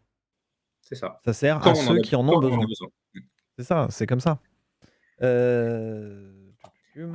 Est-ce qu'il y a d'autres questions dans le chat ou est-ce que toi, tu as un point que tu as envie de développer qu'on n'aurait pas développé? D'abord, la chance au chat. Ouais, tu sais, il pose peu de questions. D'accord. Yael pose peu de questions. Oui, moi, il y a un point que je voyais important à aborder, qui est souvent abordé quand on parle de caisse de grève, c'est la crainte qui existe et qui est légitime, je reviendrai dessus, mais que la caisse de grève encourage ce qu'on appelle la grève par procuration. Mm. Et c'est le mot qui, depuis la grève de 95, résume tout un débat, qui est la peur que dans des mouvements comme les retraites maintenant ou il y a 3 ans, comme la loi travail, comme quand il y a des grandes réformes avec une possibilité de mouvement interprofessionnel, la crainte que les personnes qui donnent à la caisse de grève considèrent ça comme une dispense de faire grève elles-mêmes et que du coup, leur don les conforte dans une forme de passivité ou de délégation.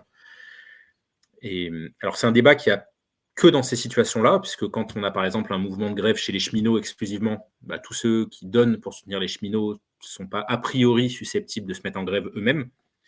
Mais quand il y a un mouvement interprofessionnel et une perspective de grève générale, il y a, du point de vue militant, l'idée que tout salarié est un gréviste potentiel.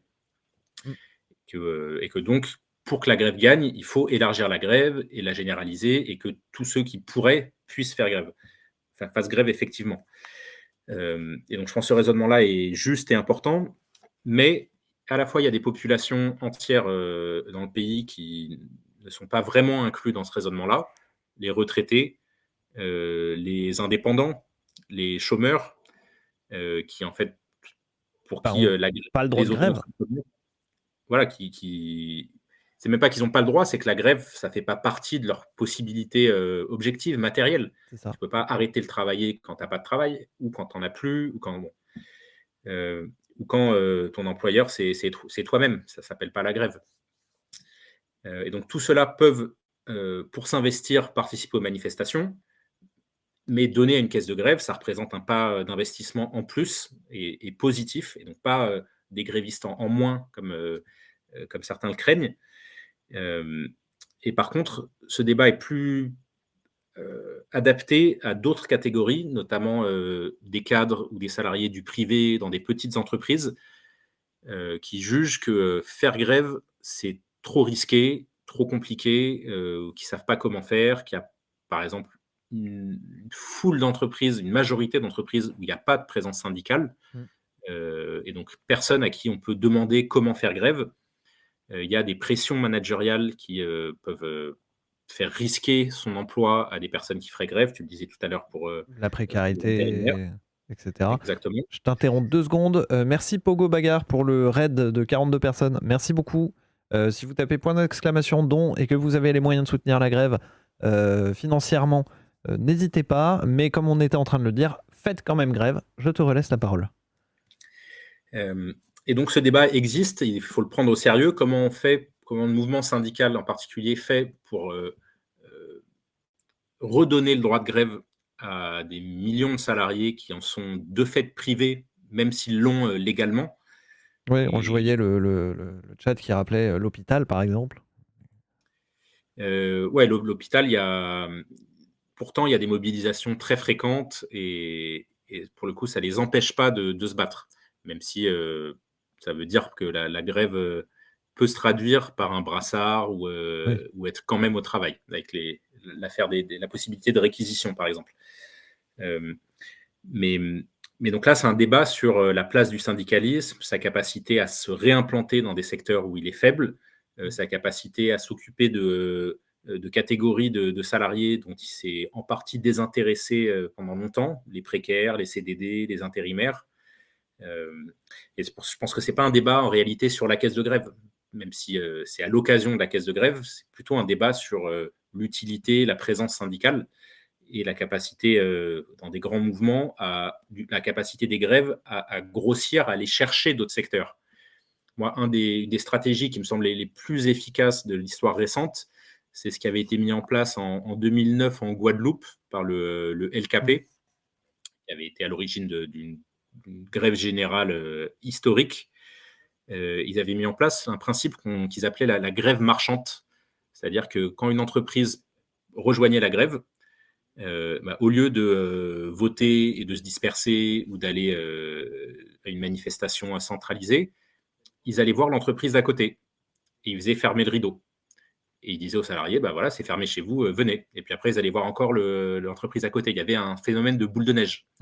Et je pense que ces derniers temps, dans les grèves en France, y compris dans les grèves interprofessionnelles, c'est très peu fait. Alors, c'est pas toujours facile, il n'y a pas toujours des entreprises évidentes à aller voir autour, on ne se fait pas toujours bien accueillir, on ne connaît pas forcément les gens d'avance, etc. Donc, je ne dis pas que c'est facile, Non, non, non, mais mais c'est en tout cas, il faut s'inspirer de ça parce que les récits qu'on a, par exemple, de la grève de 95, c'est que les cheminots, quand ils ont voté la grève reconductible et qu'elle a été installée à la SNCF, ils sont allés voir les postiers du centre de tri d'à côté, ils sont allés voir les profs et inversement. Chacun a participé aux assemblées générales des autres. Et c'est comme ça qu'on reconstruit des liens qui sont fondamentaux pour la lutte d'après, mais qui sont aussi des liens importants au quotidien, d'entraide et de connaître des c'est gens dans ce qui se passe à côté. c'est quelque chose qu'on voit et qui, je trouve, s'est accentué de ce que j'ai pu en voir justement dans les dernières grosses grèves. Donc c'est un peu compliqué, mais je crois que les Gilets jaunes l'ont fait un peu. Mais après, c'est encore un cas à part, les Gilets jaunes. Mais cela dit, il y a peut-être des trucs dont tu pourrais nous parler là-dessus aussi. Sur les gilets jaunes. Je vais prendre l'exemple des lycéens qui vont d'un lycée à l'autre pour aller bloquer, Mmh. dégréver, etc. C'est quelque chose que, en tant que lycéen, moi j'ai fait euh, et que j'ai pas souvenir qu'à l'époque les ouvriers, les employés le faisaient. Voilà. Après, c'était mon regard de lycéen, donc ça a ses limites, hein. Mais Non, je pense que tu as complètement raison, mais c'est à la fois parce que c'est pas dans les habitudes du mouvement syndical, hmm. alors que ça le redevient facilement dans les mouvements de jeunes, mais c'est aussi parce que c'est pas exactement les mêmes conséquences de faire grève quand on est salarié, qu'on perd son salaire, qu'on peut s'exposer au management, à des sanctions, que parfois il y a des procédures à respecter de préavis de grève, etc. Ouais.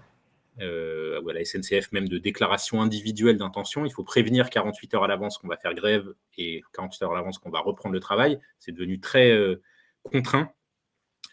Mais il y a aussi des exemples de grèves qui s'affranchissent de ça. Par exemple, juste avant la grève sur les retraites, il y a 3 ans, il y a un des principaux technicentres d'entretien des rames en France, à Châtillon, qui a lancé une grève surprise, sans préavis de grève, sans déclaration d'intention.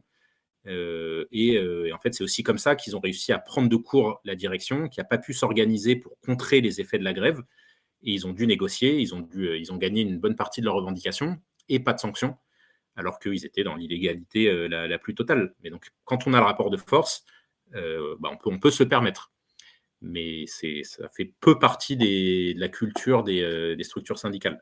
Ouais, bah, c'est toujours compliqué parce que les structures syndicales ont aussi le cadre légal enfin, en gros, quand on est un syndicat, soit on est un petit groupement local et alors on n'a pas une force de frappe de dingue, soit on est un gros truc, bah, je vais prendre les plus gros, CGT, CFDT, même si c'est pas CFDT qui ferait des grèves surprises, mais la C enfin, ou au local. Justement, il y a des groupes locaux qui sont intéressants, mais Tout à fait. ça n'est que mon avis, ça n'engage pas mon invité. Mais merde, je sais plus où je voulais en venir moi avec ça.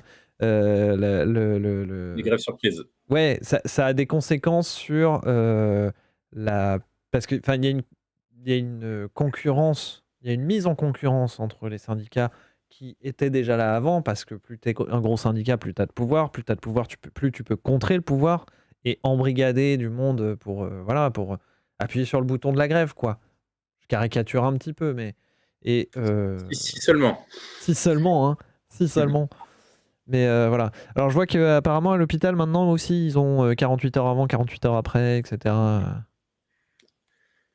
Ouais, il y a une multiplication de réglementations pour contrer les grèves, mais avec l'illusion de la part des dominants que ça va affaiblir durablement, parfois, je pense même qu'ils espèrent pour toujours le syndicalisme. Et un sacré contre-exemple qu'on a ces temps-ci, c'est ce qui se passe en Angleterre, où Mm. les réglementations sont ultra répressives. Il faut, avant de pouvoir faire grève dans certains secteurs, avoir fait un référendum, avoir une majorité de participants et une majorité de votes pour, avec plein de délais. Et donc ça, pendant des décennies, ça a été accompagné par une pratique de grève très très faible après Thatcher. Et là, depuis 6 mois, un an, il y a une vague de grève sans précédent en Angleterre, y compris dans les secteurs où c'est le plus répressif. Mm. Et donc, quand la vapeur est suffisamment puissante, en fait, les réglementations deviennent des détails. Et la combativité s'exprime quand même. C'est ça, c'est le rapport de force. Toujours la même chose, hein, c'est toujours le Exactement. rapport de force. C'est l'intérêt d'ailleurs de ces caisses de grève, c'est que ça n'affaiblit pas les grèves. Enfin, quand on arrive à combler l'intégralité du salaire, hein, mais bon, ça n'arrive rarement, mais ça diminue l'affaiblissement des salariés et ce qui les rend plus forts face au patronat qui est tout puissant. Il y a une Et question.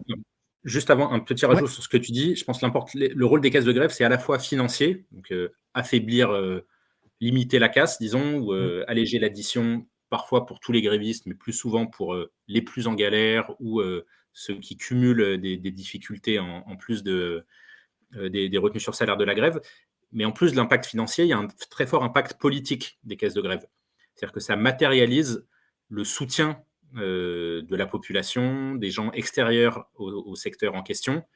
Et pour l'avoir vécu à plusieurs reprises, quand quand la caisse de grève se remplit très vite, on sait très bien qu'on n'en touchera qu'une petite partie ou rien du tout ou plus tard, mais ça donne confiance. Mm. Et ça, c'est fondamental quand on est dans un affrontement comme celui qu'on est en train de construire. Ouais, parce que là, l'affrontement qui vient, on a besoin de se.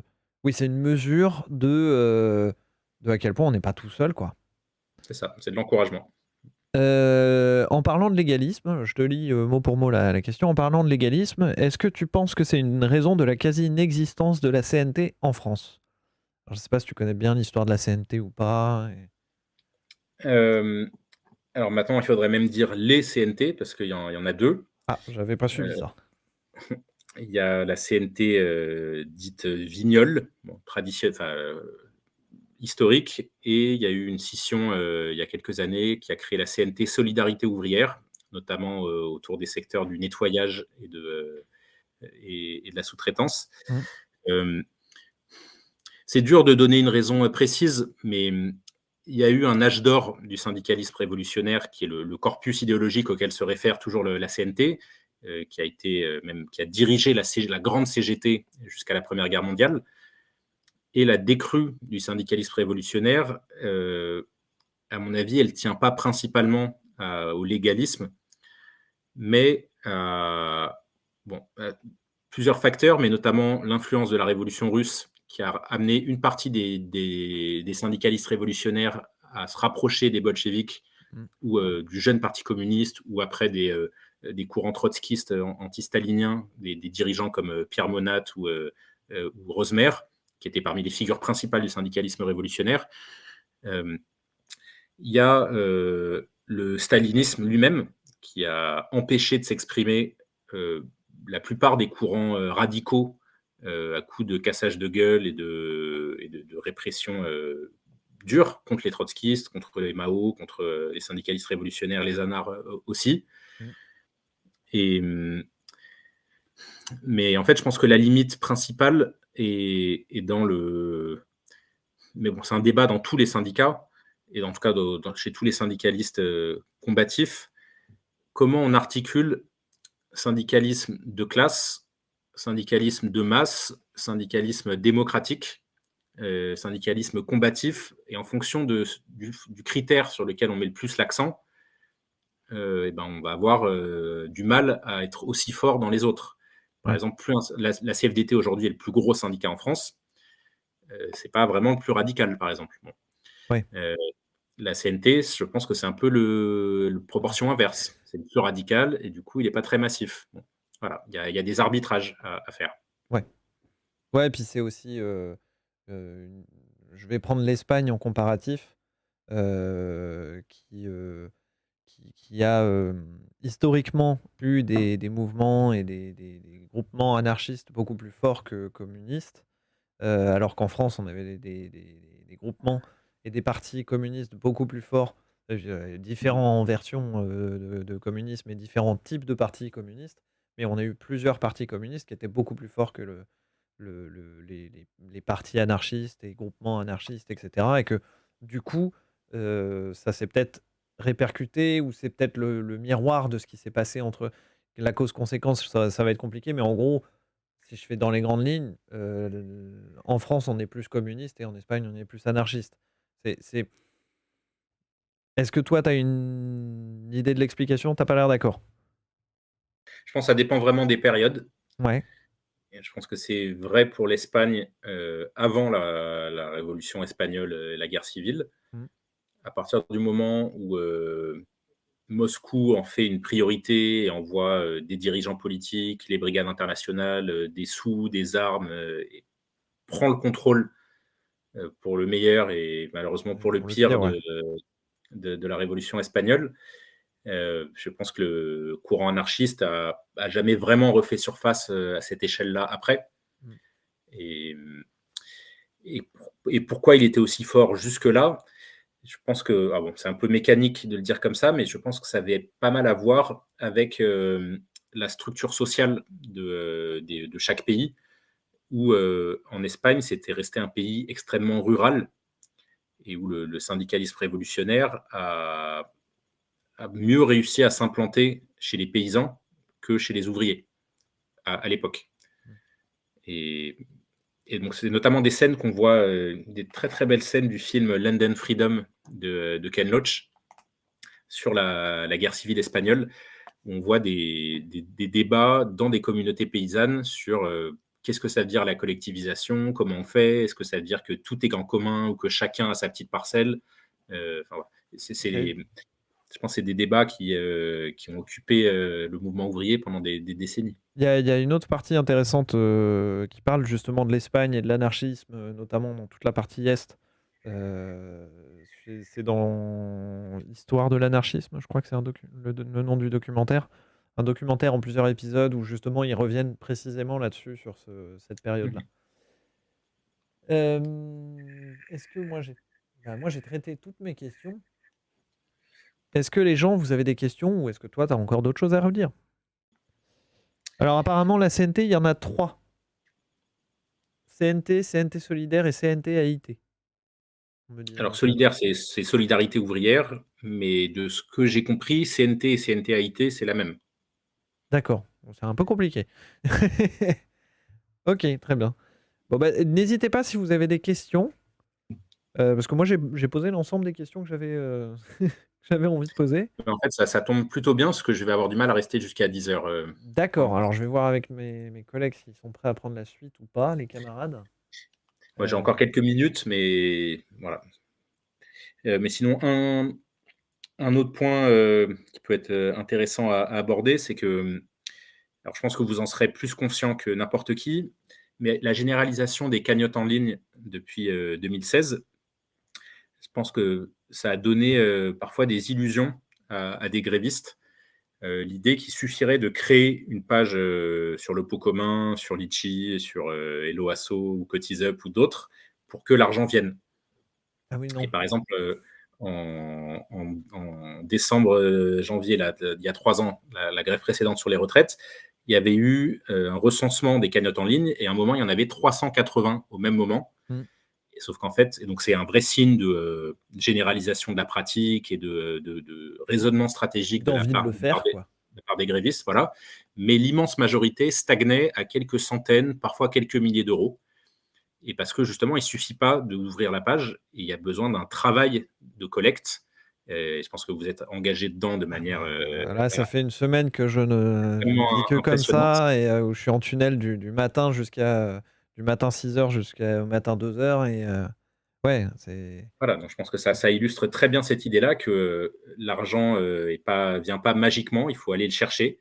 Et de la même manière que des grévistes prennent des boîtes en carton et vont faire le tour des manifestations en allant demander aux manifestants un par un, mmh, on peut faire ça aussi avec sa petite caisse de grève en ligne, d'aller publier régulièrement des choses sur les réseaux sociaux, d'aller envoyer le lien à des gens ciblés, de faire du bruit. Il y avait, je me souviens, des grévistes de la SNCF qui avaient imprimé des flyers avec le QR code de leur cagnotte et qui le distribuaient dans les manifs. Enfin, voilà, il y a plein de manières de faire, mais il ne faut pas que cette généralisation des caisses en ligne mmh. se traduise par de la passivité, parce que c'est pas, Je pensais pas comme ça que T'as tout on à fait pourra raison réussir. de le rappeler. Merci pour les 20 euros. Je ne sais pas qui, mais merci. Et non, mais t'as raison. Nous-mêmes, d'ailleurs, dans le communiqué qu'on a fait en lançant ce truc-là, on a bien précisé que non, non, ça veut pas dire qu'il faut pas faire grève. Si vous pouvez donner, c'est cool. Si vous pouvez pas, bah tant pis. C'est le principe, hein. Chacun selon ses moyens, chacun selon ses besoins. En l'occurrence, là, c'est chacun selon ses moyens. Et si n'allez pas penser que parce que vous avez donné, vous pouvez vous dispenser de faire grève. On a besoin de tout le monde. Là, on a besoin que tout le monde y soit, parce que de fait, en face, Macron, il est quand même particulièrement féroce et vorace. Et il lâche à rien. Et historiquement, on l'a vu, si on lâche les retraites, alors on a tout perdu. Après, ça va être difficile de Petite rebondir. correction là-dessus, il Ah, lâche rien. En tout cas, il donne l'impression qu'il va rien lâcher, ouais. mais en fait, il a lâché il y a 3 ans. Alors, c'est pas la grève toute seule, ça a été la combinaison de la grève et du Covid. Mais si on compare avec tous les autres pays européens, où il y a eu aussi le Covid, les mêmes types de confinements, de crises économiques, etc., en fait, dans tous les autres pays, les réformes libérales ont continué à s'appliquer, les privatisations, les réformes des retraites, de la Sécu, etc. Et en fait, si en France, il a dû abandonner la réforme précédente des retraites, c'est parce qu'il y a eu la grève. Et donc, c'est possible de les faire reculer. Mm. Et avec un point de départ comme on a eu à la manif de la semaine dernière, tellement massif, on n'est pas très loin d'une situation où on pourrait les faire reculer. Mm. C'est à portée de main. Alors, est-ce que la grève s'essouffle, monsieur? Hein? La grève n'a pas encore commencé.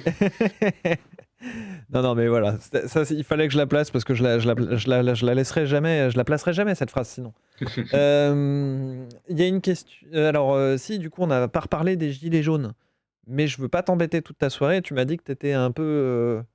Ouais, j'ai quelques minutes là, il faudrait que je parte à moins le quart. Ok, ok, ok. Du coup, Black Cab, je te répondrai une fois que camarade sera parti. Euh, tu disais, t'as des choses à dire, toi, sur justement caisse de grève, grève, gilet jaune, etc. Ou pas du tout?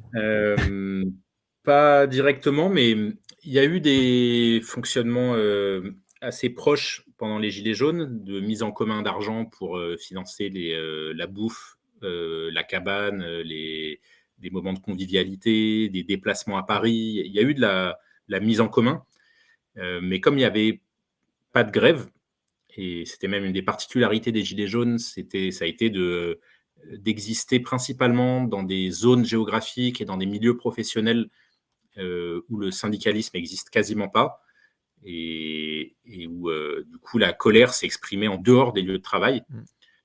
Mais donc on ne peut pas parler en tant que tel de caisse de grève.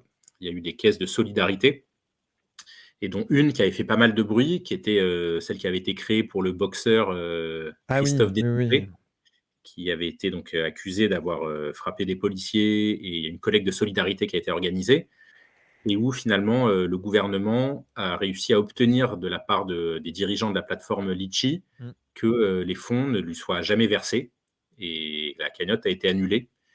Et donc je pense que ça témoigne pas mal à la fois de l'inscription capitaliste et politiquement pas très radicale des patrons de ce type de plateforme.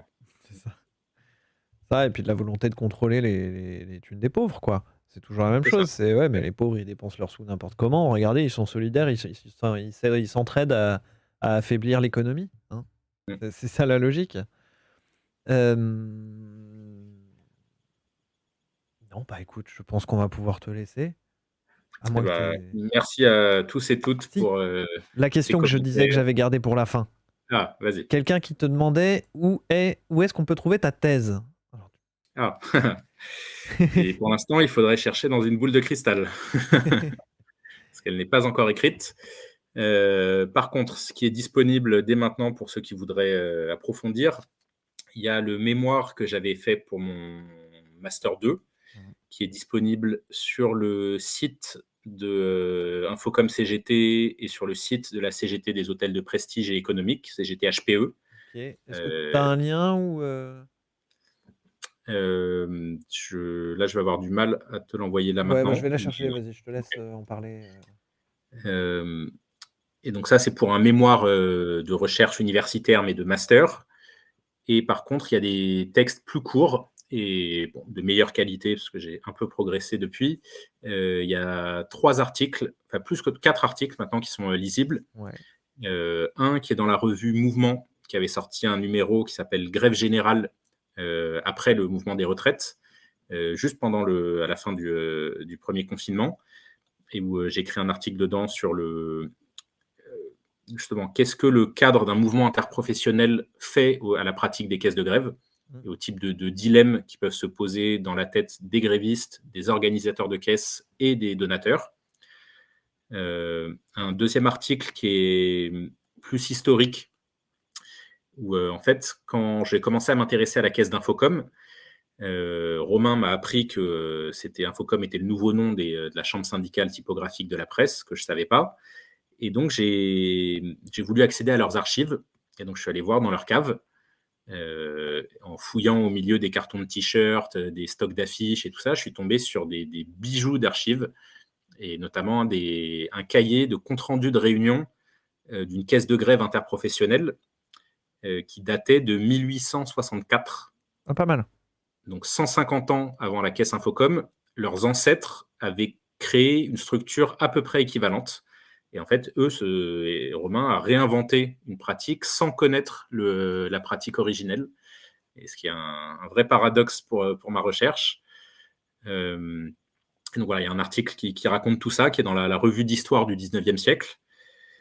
Un troisième qui pourrait intéresser du monde aussi, qui est dans une revue en ligne qui est sortie l'année dernière, qui s'appelle Images du travail et travail des images, et où là, c'est sur les mises en scène de caisses de grève, à la fois sous forme de collecte dans les manifestations, sous forme de campagne de visuels sur les réseaux sociaux.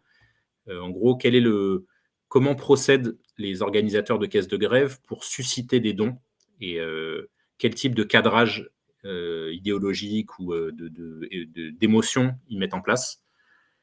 Ok. Voilà, c'est ça pour l'essentiel. Ok, alors bon, il y a Romain qui me l'a passé justement le lien. Mince, il est cassé. Bon. Bah, vous recopiez, vous faites un copier-coller de l'adresse que je vous ai envoyée plutôt que de cliquer dessus. Et j'ai une question là, du coup en cherchant un peu, je suis tombé sur un cmh.ens.fr. Est-ce que... Ça, c'est le site de mon laboratoire de recherche. Ok, bon bah je vais mettre le lien aussi, du coup. Mais ça, il n'y aura rien d'autre que mon CV. Hein. C'est pas passionnant. Bah si, il y a des liens vers il y a des liens vers tes publications là. Produire la Ah oui, solidarité par l'image, oui, il y a des ça liens. renvoie Il y a pas vers le cairn, quoi. c'est ça. Il n'y a pas les publications, mais il y a les liens, tout à fait. Voilà, donc vous pouvez avoir tout ça ici. Écoute, merci beaucoup Gabriel. Merci à Passionnant. vous et merci à tous et toutes pour les dons, les commentaires et cette discussion intéressante. Et puis à la grève, hein. Bon courage à tous. Salut, merci. Je te laisse raccrocher. Ah bon, d'accord. D'accord. Eh ben on va faire comme ça, très bien. Bon, bah, j'espère que ça vous a autant intéressé que moi. Moi, j'ai trouvé ça passionnant. Merci beaucoup Romain de m'avoir suggéré ça parce que c'était génial. Enfin, moi honnêtement j'ai trouvé ça génial, mais après je n'impose aucun avis.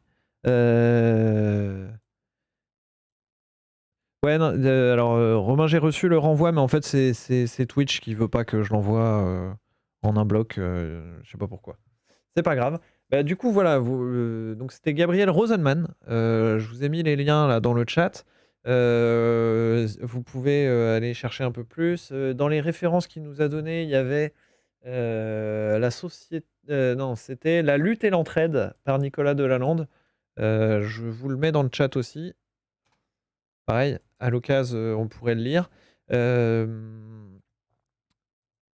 Bah voilà, sinon sur la méthode pour récupérer des thunes, les thunes de la grève, quoi. Comment est-ce que vous pouvez faire pour. Ouais, j'ai vu que vous aviez dit des bêtises, ouais. J'ai vu ça. Mais sur la question de, bah, du coup, maintenant qu'il y a une caisse de grève qui est en train de se monter, comment est-ce qu'on peut faire pour récupérer les sous. Hop. Eh ben, je vais vous montrer ça. Hop. Allez. Une fois que ça voudra bien me montrer. Allez. Il a un petit peu de mal. Mon PC est un peu fatigué là.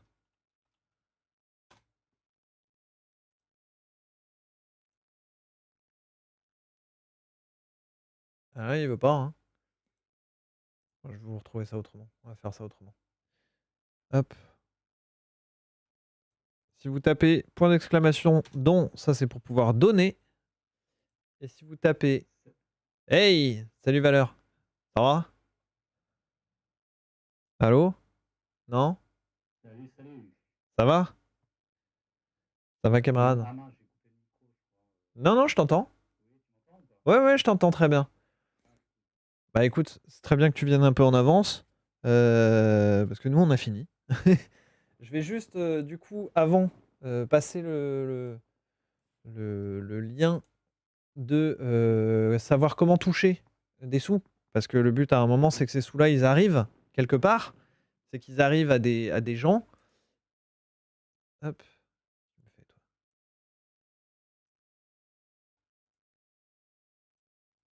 Ah, il veut pas, il marche pas bien là. Mon PC il veut plus là, je crois. Je vais vous. Je retrouve plus le lien. Oh là là, c'est insupportable quand ça fait ça. C'est vraiment trop bien ce qui se passe ici. Oui, je suis d'accord. Alors tiens, je vais profiter de ce petit temps sur WhatsApp. Merci, merci Romain. Je vais profiter de ce temps-là pour parler un petit peu de. Hop, je vous ai mis le lien. Bah pareil, copiez-le jusqu'au point PDF. Tout à l'heure, il y a une remarque qui a été faite sur le fait qu'on était qu'entre blancs, ce qui est tout à fait vrai. Tout à fait vrai, j'en ai déjà parlé hier. C'est quelque chose de totalement vrai. On est entre blancs et ça nous pose réellement problème. Parce qu'il y a plein de choses que nous, on ne peut pas dire à la place des personnes concernées par le fait de ne pas être blanc et la grève, et etc. Vous avez toutes les infos dans le chat. C'est pas faute d'avoir proposé directement à des personnes de venir. On n'a pas dû réussir à être suffisamment rassurant. Il y en a maintenant qui nous rejoignent. Voilà, on fait ce qu'on peut. Il s'avère effectivement qu'on n'est que des blancs à avoir lancé le truc au départ. On a des non-blancs parmi nous, mais pas assez. Parce que voilà, les choses se sont faites comme ça. Automatiquement, je comprends pourquoi est-ce qu'il y avait une méfiance par rapport au fait qu'on est blanc, pourquoi encore aujourd'hui il y a une méfiance par rapport au fait qu'on n'est que entre blancs. C'est une critique tout à fait légitime, sur laquelle je vais clairement pas m'opposer. De la même manière, là, on était 2 hommes en live. Les camarades qui nous suivent sont encore 2 hommes. Enfin, sauf mes gens rage, hein, vous m'excusez pour les camarades qui viennent après, mais je crois pas me tromper. On a là aussi un souci de représentativité et de monologue d'hommes blancs. Ce qui n'est pas tout à fait vrai pour ce qui est du côté homme-femme, mais quand même, on est majoritairement des hommes blancs. Venez, venez. Venez parce que vous avez des choses à dire que nous, on ne pourra pas dire. Et qu'on dira, si on essaye de les dire, on les dira moins bien. Non, je dirais pas ça. Je dirais pas ça, parce que je comprends qu'il y ait de la méfiance. Je comprends qu'il y ait de la méfiance du Jamin Ben Hamel. C'est normal qu'il y ait de la méfiance quand tu subis le racisme. Quand tu vis le racisme, plutôt que le subir. Quand tu vis le racisme, c'est normal que tu te méfies quand tu vois un groupement de blancs. C'est normal. Et puis parce que l'histoire des luttes a tendance aussi à effacer les racisés. Voilà. Et je ne peux rien dire contre ça. Je ne peux rien dire contre ça parce que c'est un fait. Donc, effectivement, si vous êtes streamer et streameuse et que vous êtes non blanc, virez-nous, on vous fera la place sans problème. Et en plus, exactement, on peut pas en vouloir aux personnes qui veulent pas venir parce que voilà. Et alors oui, de 3 à 6 heures, il y a une femme racisée, en l'occurrence, puisque elle nous parle de. Si vous voulez parler aussi ailleurs que de la France métropolitaine d'ailleurs, parce que les Drômes, on a Silla Oza et j'ai oublié le nom. Désolé, j'ai honte. Est-ce que tu te souviens, toi, Valeur? Du tout.